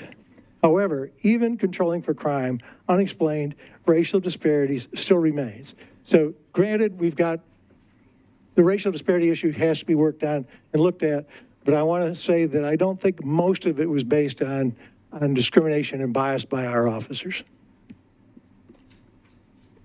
Thank you, Mr. Nash. Mr. Eastlick, before I come back to you and recognize you, sir, which I'll do just next, I do want to clarify for members. So when the bill is substituted and is now Ms. Toombs's bill, if you wish to change the status of your co-sponsorship, whether by adding it or removing it, you can email to Metro Clerk at nashville.gov, okay? And so by rule, when a sponsor brings a substitute, everybody goes back on in sponsorship order, okay? But when it is a substitute that is brought and passed by the non-primary or initial sponsor, that does not crossover, okay?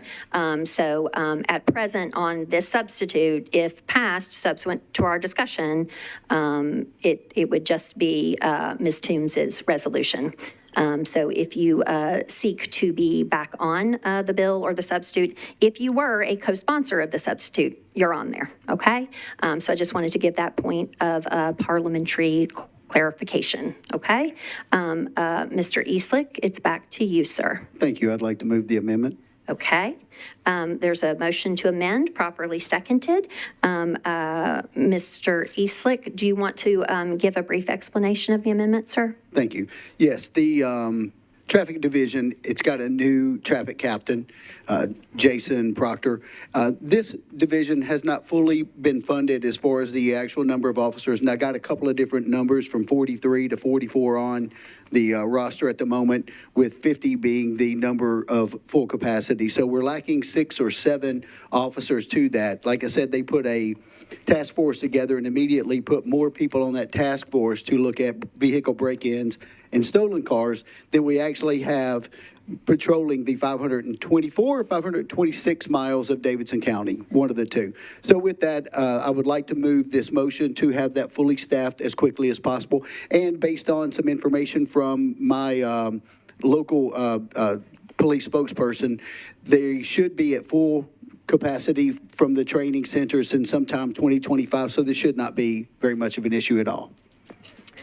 Okay, you've heard an explanation from Mr. Eastlick of the amendment that is in your packet, adding a recital clause to this resolution. And so we are on discussion now on the motion to amend. Ms. Porterfield, you're recognized. Thank you, Vice Mayor. I am standing in opposition, and I'll explain why.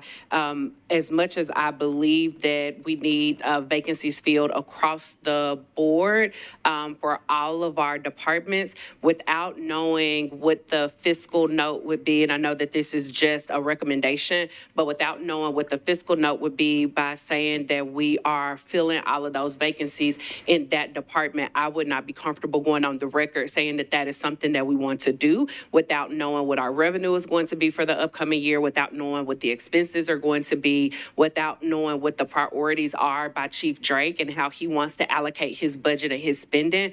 I would not feel comfortable at this time. Now, this is something that we can look at as we're going into the budget season. We can look at the allocation of vacancies. We also have a special working group that Councilwoman Toombs is leading up that looks at the vacancies of every department. So we have a working group through our Budget and Finance Committee right now that is doing the work of looking at vacancies across the board for all departments so that we can best make some recommendations. But while that work is being done, I would not feel comfortable going forward. I feel like this is kind of putting the cart before the horse, and I wouldn't feel comfortable going forward with this at this time.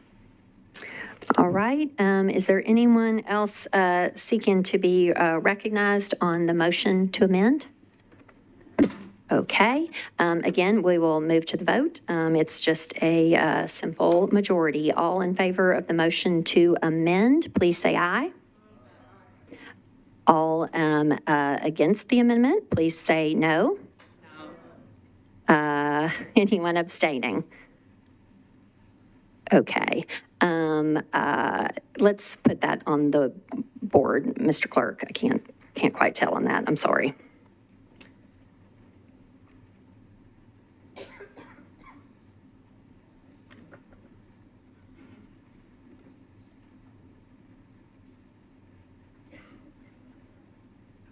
Point of order. Yes, Ms. Ellis, you're recognized.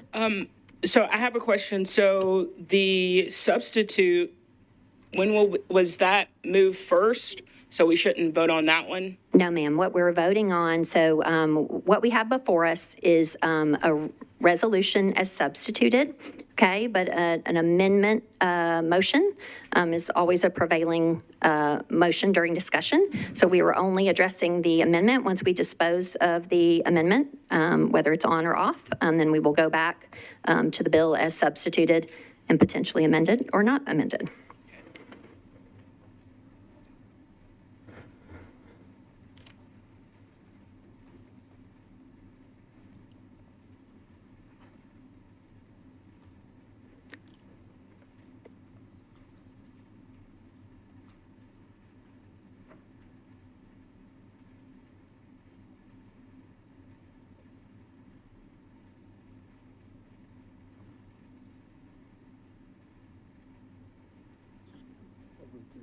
Okay.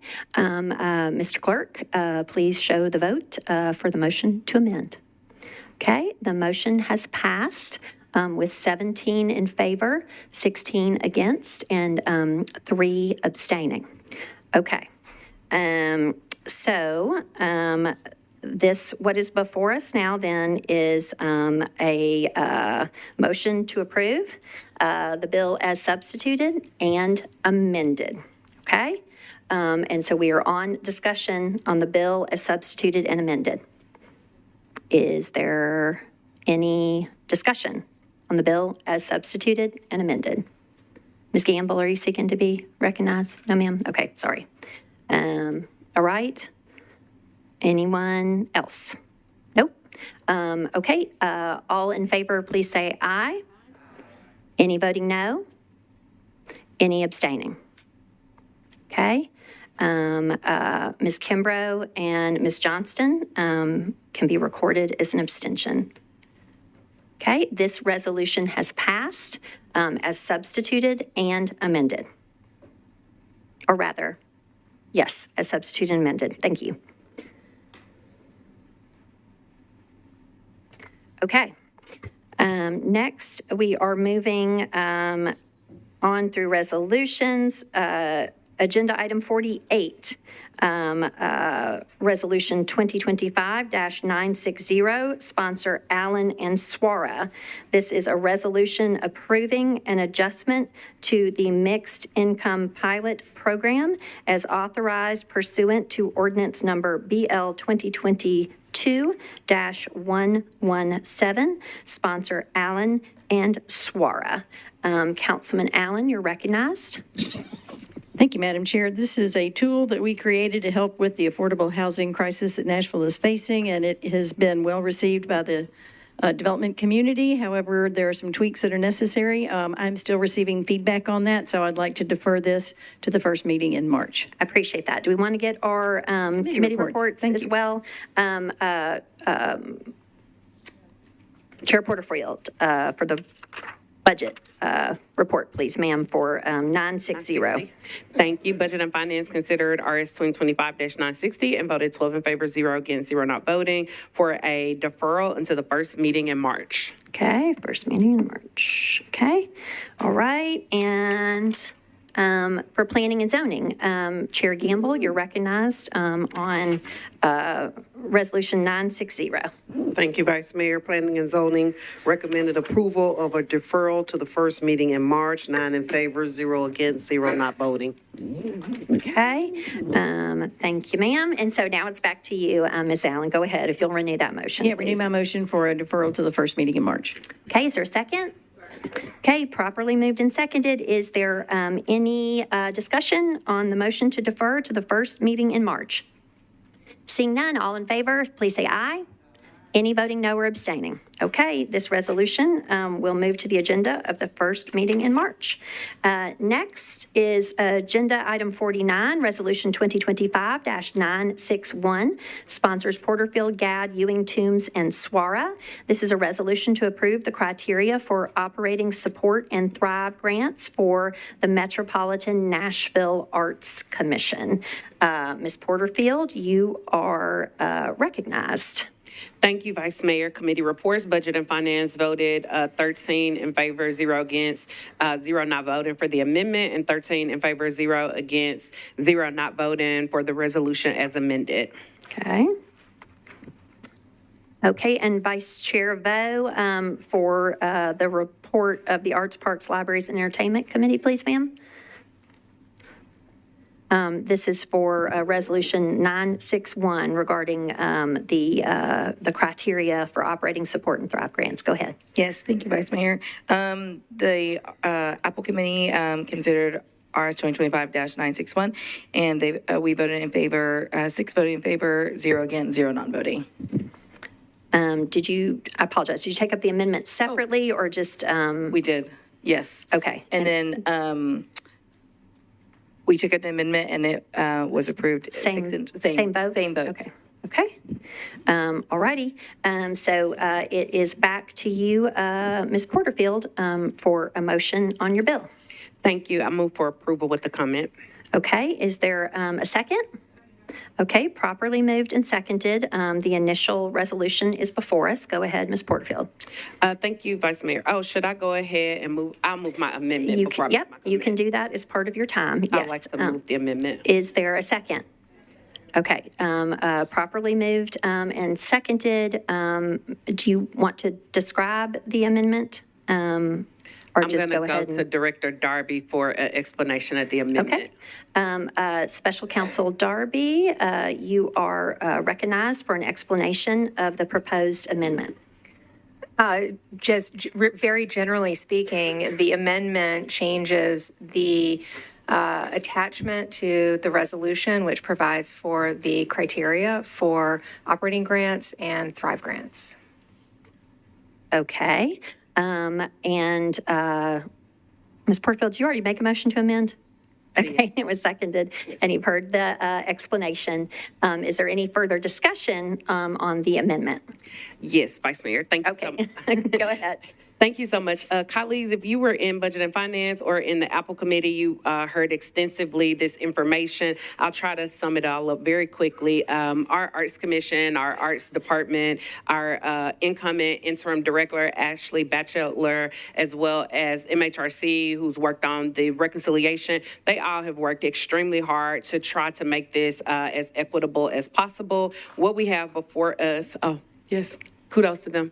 What we have before us is increasing the amount for the Thrive grants and what the criteria is. I know there were some concerns that there will be a short window of time for artists to be able to spend the money. But one thing that we did lift up is that if we do not approve this tonight, if there's a deferral or if we vote this down, then this will have to go back before the Arts Commission. They will have to come up with new criteria. They will have to vote on it again, and it will have to come back to Metro Council, and the artists would only be able to start spending at the point that it is approved by the Metro Council. So if we approve this tonight, then artists that are chosen and selected for the grants will be able to start spending effective today. It will cover expenses from now until June the 1st. We are working on legislation to come back for the next meeting that will extend it until June the 30th. So that will give artists an additional 30-day window to be able to spend the funds. Again, they've worked very hard, very diligent on this.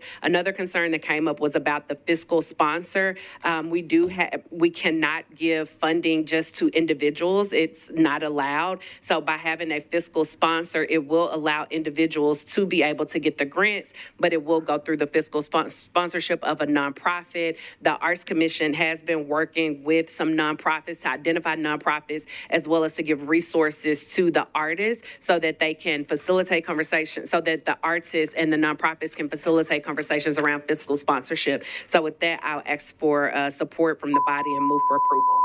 Okay.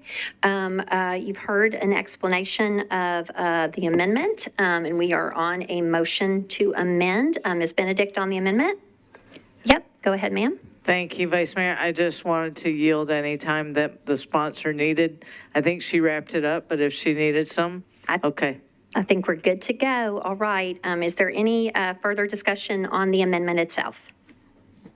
Nope. Okay. All in favor of the motion to amend, please say aye. Any voting no or abstaining? Okay. Ms. Porterfield, we need a motion to approve as amended, please, ma'am. I hear her. Motion to approve as amendment. I hear a second. Thank you. Is there any discussion on the resolution as amended? Seeing none, all in favor, please say aye. Any voting no or abstaining? Okay.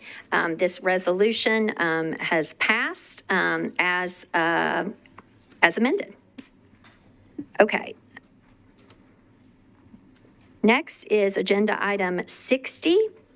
This is resolution 2025-972. This has sponsors Johnston, Porterfield, Evans, Huffman, Welsh, Allen, Toombs, Ellis, Spain, and Swara. A resolution appropriating a total of $220,805.08 to Room in the Inn, Inc., and amending a grant contract between the Metropolitan Government of Nashville and Davidson County, acting by and through the Office of Homeless Services and Room in the Inn, Inc., to increase the grant amount for the provision of nutritious meals for newly housed individuals residing in interim housing. Councilwoman Johnston, you're recognized. Thank you. Can I get committee reports, please? Yes. Budget Chair Porterfield, you're recognized. Thank you, Vice Mayor. Budget and Finance considered RS 2025-972 and voted 12 in favor, 0 against, 0 not voting. Okay. And Vice Chair Huffman for the report of the Public Health and Safety Committee, sir. This is Resolution 972 regarding room in the inn. Okay, go ahead, sir. Thank you, Vice Chair. I now have a complete committee report, so very excited about that. Public Health and Safety voted to approve 8 in favor, 0 against, 0 not voting. Okay. All right. It's back to you, Ms. Johnston, for a motion on your bill. Thank you. I'd like to move approval with a brief explanation, please. Okay. Is there a second? Second. Okay. Go ahead, ma'am. Thank you. This very small allocation was a part of the original $50 million that the ARPA committee allocated to address homelessness back however many years ago at this point. And so specifically $6.8 million was the allocation to various nonprofit agencies for various services. And the original allocation to Room in the Inn was for $275,000 to provide meals for people that were in our interim housing. So what this does is increases that by $220,000 and some change that you can see in your agenda for a total of $495,000 and some change to still serve nutritious meals for the folks that are in our interim housing. And it also extends the date by which this nonprofit can spend these funds to May 31st of 2026. Okay. Thank you, Ms. Johnson. Ms. Porterfield, we're on to discussion. You're recognized. Thank you, Vice Mayor. I just wanted to quickly stand in support of 972 and just to also lift up and thank the members of the ARPA committee. This was a lot of work that they worked on for years now. So I just wanted to publicly acknowledge and thank Councilmember Sepulveda, Councilmember Gamble, and Councilmember Johnston for their work, as well as the rest of the committee that worked on this. Again, it was a lot of work and they dedicated a lot of time to this. And these funds were made available through the American Rescue Plan Act that was passed by Congress and signed into law by President Joe Biden and VP Kamala Harris on March 11th, 2021 to speed up the country's recovery from the economic and health impacts of the COVID-19 epidemic. So very thankful for that significant investment into Nashville and thankful to the committee for their work. And with that, I would ask our colleagues to please support. Okay. Is there any further discussion on this resolution? Yep. Ms. Johnson, back to you. While we're recognizing people, I think we would be doing a disservice to not thank Mary Jo Wiggins, who was our not our chair, but she was our leader and really did the brunt of the work. So thank you, Mary Jo. She's amazing. Thank you, Councilmember Johnson. We appreciate you, Ms. Wiggins, administering that over all these many years now. So thank you. Okay, is there any further discussion on this resolution? Seeing none, all in favor, please say aye. Any voting no or abstaining? Okay, this resolution has passed.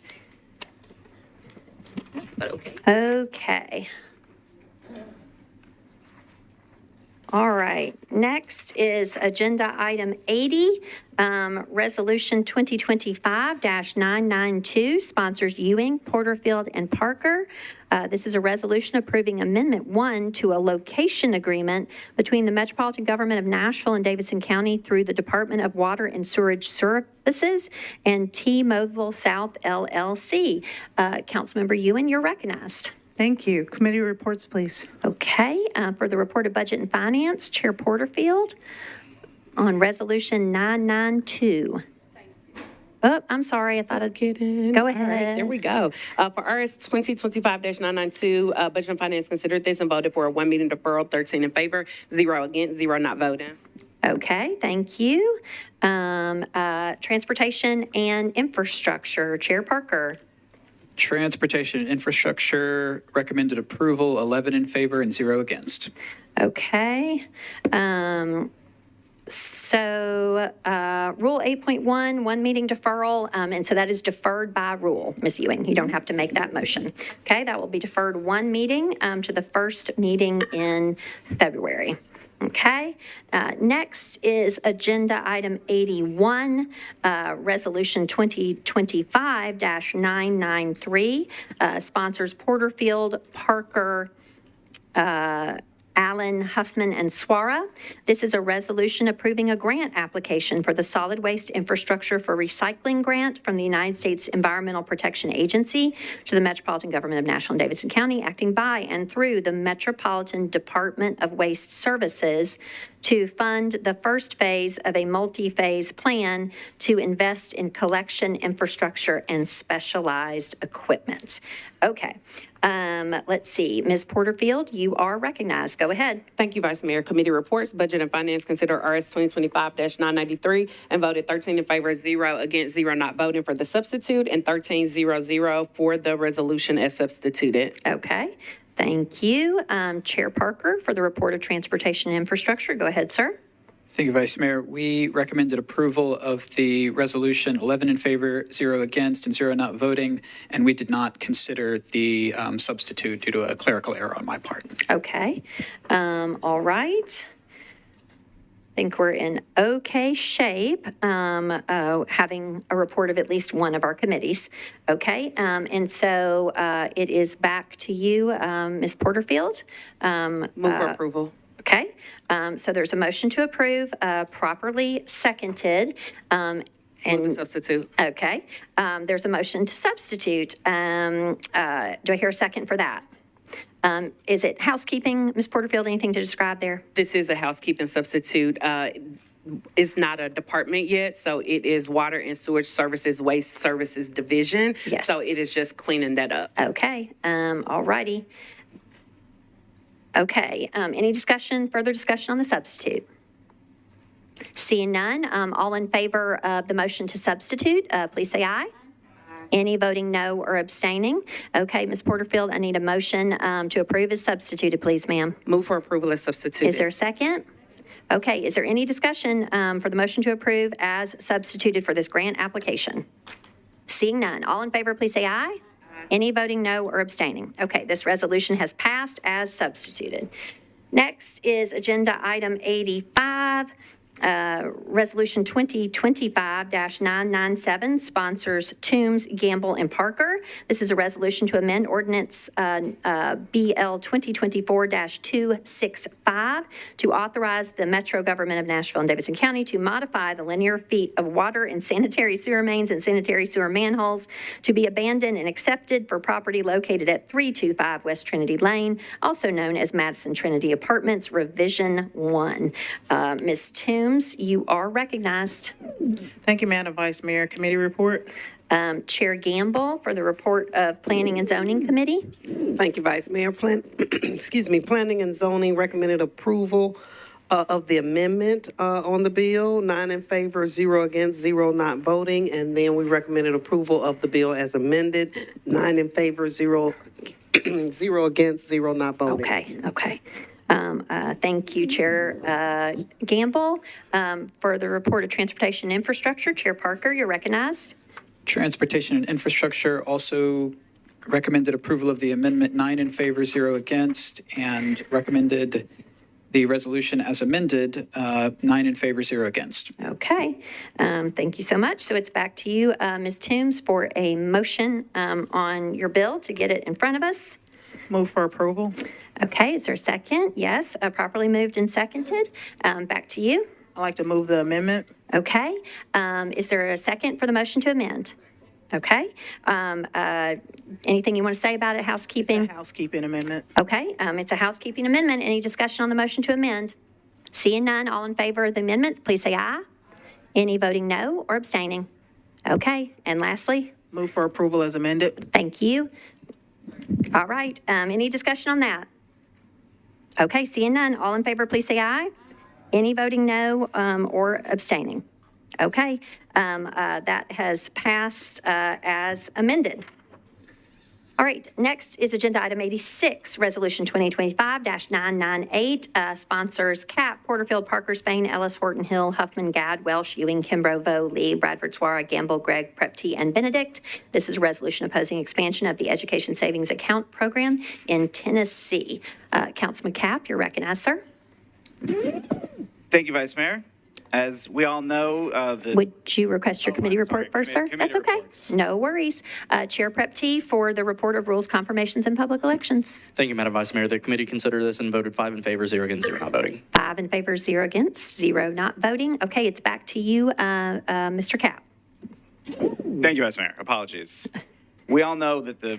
Ms. Cap, I need a motion. I move approval. Okay, second. Yes, go ahead. Thank you, Vice Mayor. General Assembly is going to convene soon, as we all know, to consider a proposal to use public funds to subsidize the private or parochial educations of only certain students using public money, taxpayer money. If public education is going to be defunded in this way, we, as the Metro Council, are eventually going to have to make up the difference, probably through a property tax levy. And so Nashvillians are centrally concerned with this. I also hope that the state and our sister counties can learn from our experience where a state-imposed voucher program has diverted money from our public schools for years now without improving educational outcomes for anyone. I'd like to add our voice to those of our sister counties and school boards across the state who are speaking out against this.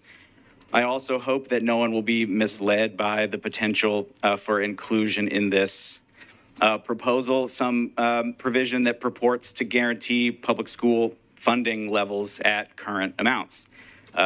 Future legislatures will not be bound by that, can't be bound by that. That's not how legislations and budgeting works. And we all know that if this passes, declining enrollment in public schools will be used to justify decreases in funding over time. We all know that that's what this is about. This is a ploy to defund public education in Tennessee. I ask you all to join me in supporting this resolution so that we can stand with our public school students and teachers and staff who do so much for our vital present and future. Thank you, Mr. Cap. Okay, we are on to discussion on this resolution. And first in the queue is Councilman Bradford. You're recognized, sir. Thank you, Madam Vice Mayor. I'd like to invoke Rule 12.3. All those voting in favor be listed as sponsors. Okay. Let's see. Mr. Cap, are you amenable to the amendment of your motion to use 12.3 such that all members voting in the affirmative will be listed as co-sponsors? Okay. So there's no objection from Mr. Cap. Okay. Is there a second for that motion, colleagues? Okay. All right. Mr. Huffman, you are recognized, sir. Thank you, Vice Chair. I too rise, Vice Mayor. I keep calling you that. I can't stop. I'm sorry. Okay. It's okay. Madam President has a better ring to it, right? Let's just start calling you that. As you will. I rise to encourage my colleagues to support this. And I can't say anything that my colleague, Councilmember Cap, hasn't already said, but what I want to reiterate is that public education is under attack in this state and in this country. It is imperative that we as local leaders stand up for our public education at every chance that we can get. Everywhere that this scam has been implemented, it has failed miserably. It does not end up with higher test scores. It does not end up with better outcomes. It hurts those that need it the most. For those reps that are going to be voting on this in this special session, I implore you to talk to your constituents, because a lot of their constituents are employed by public education systems. This is going to hurt their constituents. It's going to help the advantaged, and it's just wrong. Last thing I'll say about this is, if you think education is expensive in this country, wait till you see the price of ignorance. Right, Mr. Huffman. Okay, is there anyone else seeking discussion on this resolution? Okay, with that, we will move to the vote. We will try it first by voice, but with 12.3 invoked, if we hear any no's or otherwise, we'll record them as such. Okay, all in favor, please say aye. Any voting no? Any abstaining? Are you a no, Mr. Eastlick? He's an abstention. Okay, with an abstention on a resolution, we can just mark it and keep going. It's the no that we gotta record on a resolution. Okay, so this resolution has passed with all members present voting in favor and one abstention. Okay, all right. Next is agenda item 88, resolution 2025-1000, sponsors Huffman, Evans, Stiles, Gamble, Bradford, Ellis, Allen, and Swara, a resolution honoring the life and legacy of Vincent Horsley. Go ahead, Mr. Huffman. Thank you, Madam President. Committee reports, please. Okay. For Rules, Confirmations, and Public Elections, Chair Prep T. Thank you, Madam Vice Mayor. Recommend approval, 5 in favor, 0 against, 0 not voting. Okay. Back to you, Mr. Huffman. Thank you, Madam President. I'd like to move for approval with a brief comment. Okay, go ahead. For those that weren't familiar with Mr. Horsley, I just wanted to take this moment to talk about a great leader in Nashville, a hero of the civil rights movement, and I'm proud to say a friend.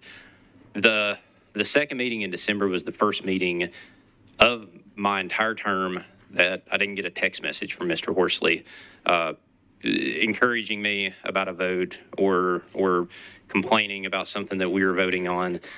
And Mr. Horsley he was a living legend.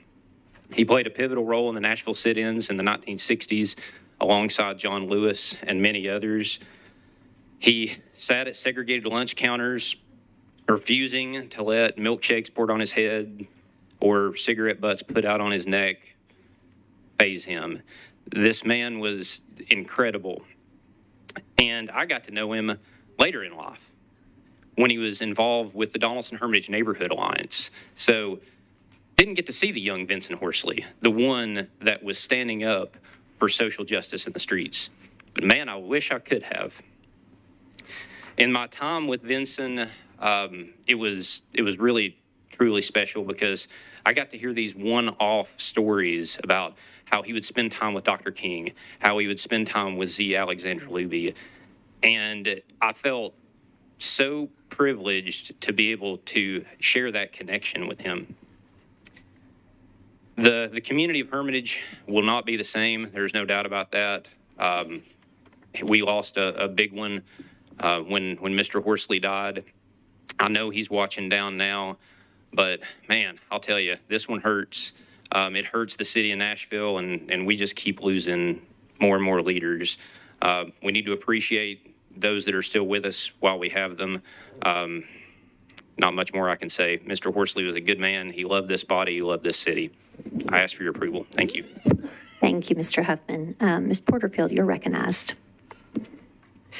Thank you, Vice Mayor. I just wanted to share just a really quick story about Mr. Horsley. Even though he was a legend in his own right, he was very intentional about taking time to encourage those that were coming behind him. And that was something that just was very much appreciated. I had the opportunity to meet him for the first time when we were having an event to honor the life and the legacy of John Lewis.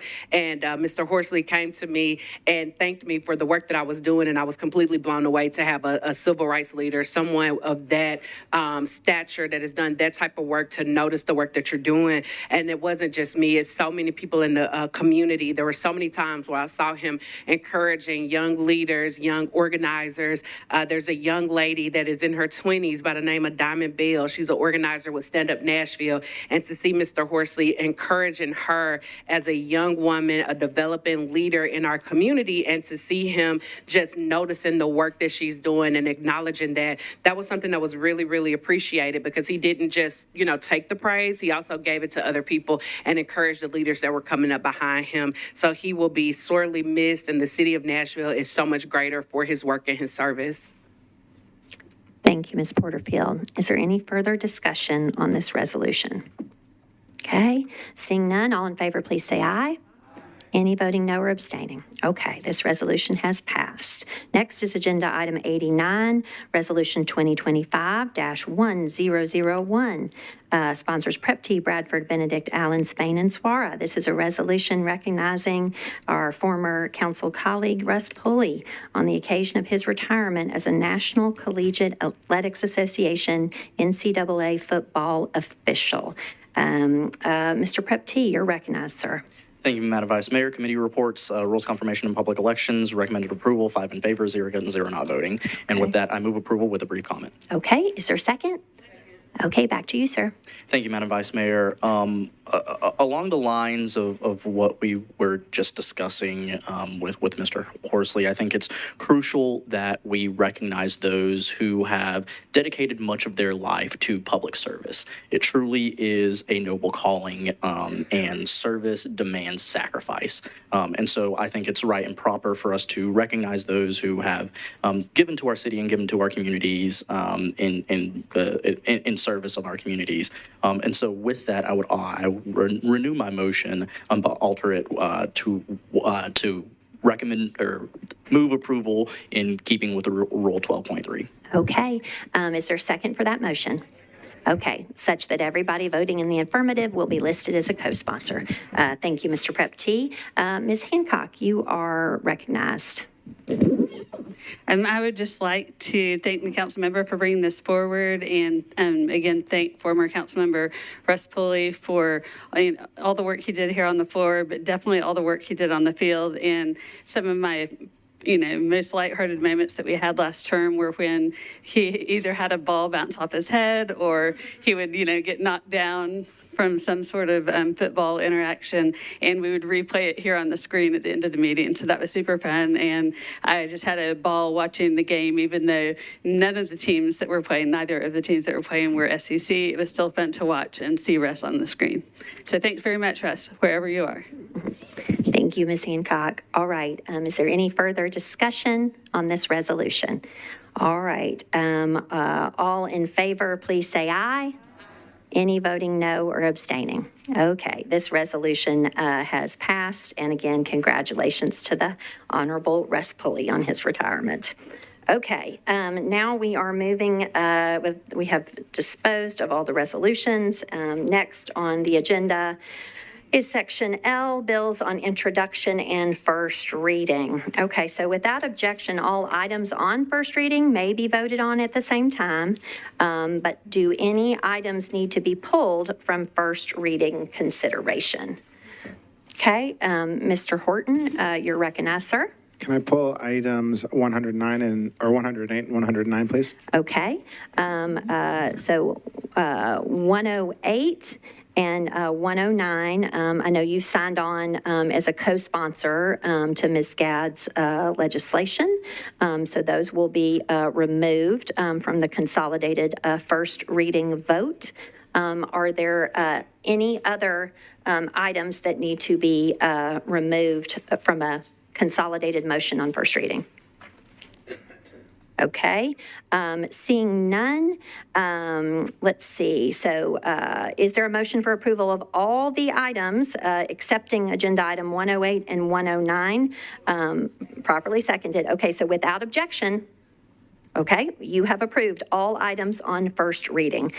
So now we will go back to items 108 and 109, which can be taken up together because they are companions to each other. And so these are 108 is ordinance BL 2025-703, sponsor Gadd and Horton, and its companion ordinance 2025-704. 703 is an ordinance to amend Title 17 of the Metropolitan Code of Laws, a zoning ordinance of metro government, by applying a historic landmark overlay district for property located at 4301 Harding Pike, 296 feet southwest of Woodlawn Drive, Zone CS, and located within the Harding White Bridge Urban Design Overlay. And this as well, the companion 704 is related to 703. Okay, Mr. Horton, you're recognized. Thank you, Vice Mayor. I'd like to move to defer each of these one meeting to the first meeting in February, please. Okay, so that is a one meeting deferral for both 703 and 704, such that they will both be on first reading at the first meeting in February. Is there a second for that motion? Okay, is there any discussion? All in favor, please say aye. Any voting no or abstaining? Okay, those will be back on first reading in the first meeting in February. Okay, next, we are going to bills on third reading. Agenda item 115, ordinance BL 2024-621, sponsor Kimbrough. This is an ordinance to amend Title 17 of the Metro Code of Laws, a zoning ordinance of the Metro government, by changing from RS15 to R10 zoning for property located at 4212 Ashland City Highway, approximately 83 feet north of Clintondale Drive. This is 0.53 acres. Ms. Kimbrough, you are recognized. Thank you, Vice Mayor. I'd like to move to defer this one meeting. Okay, there's a motion to defer third reading, one meeting. Is there a second for that motion? Okay, is there any discussion? All right, properly moved and seconded. All in favor, please say aye. Any voting no or abstaining? Okay, this is deferred one meeting to the first meeting in February. That does conclude our evening's agenda. Our next council meeting will be on Tuesday, February 4th. Is there a motion to adjourn? Okay, we are adjourned.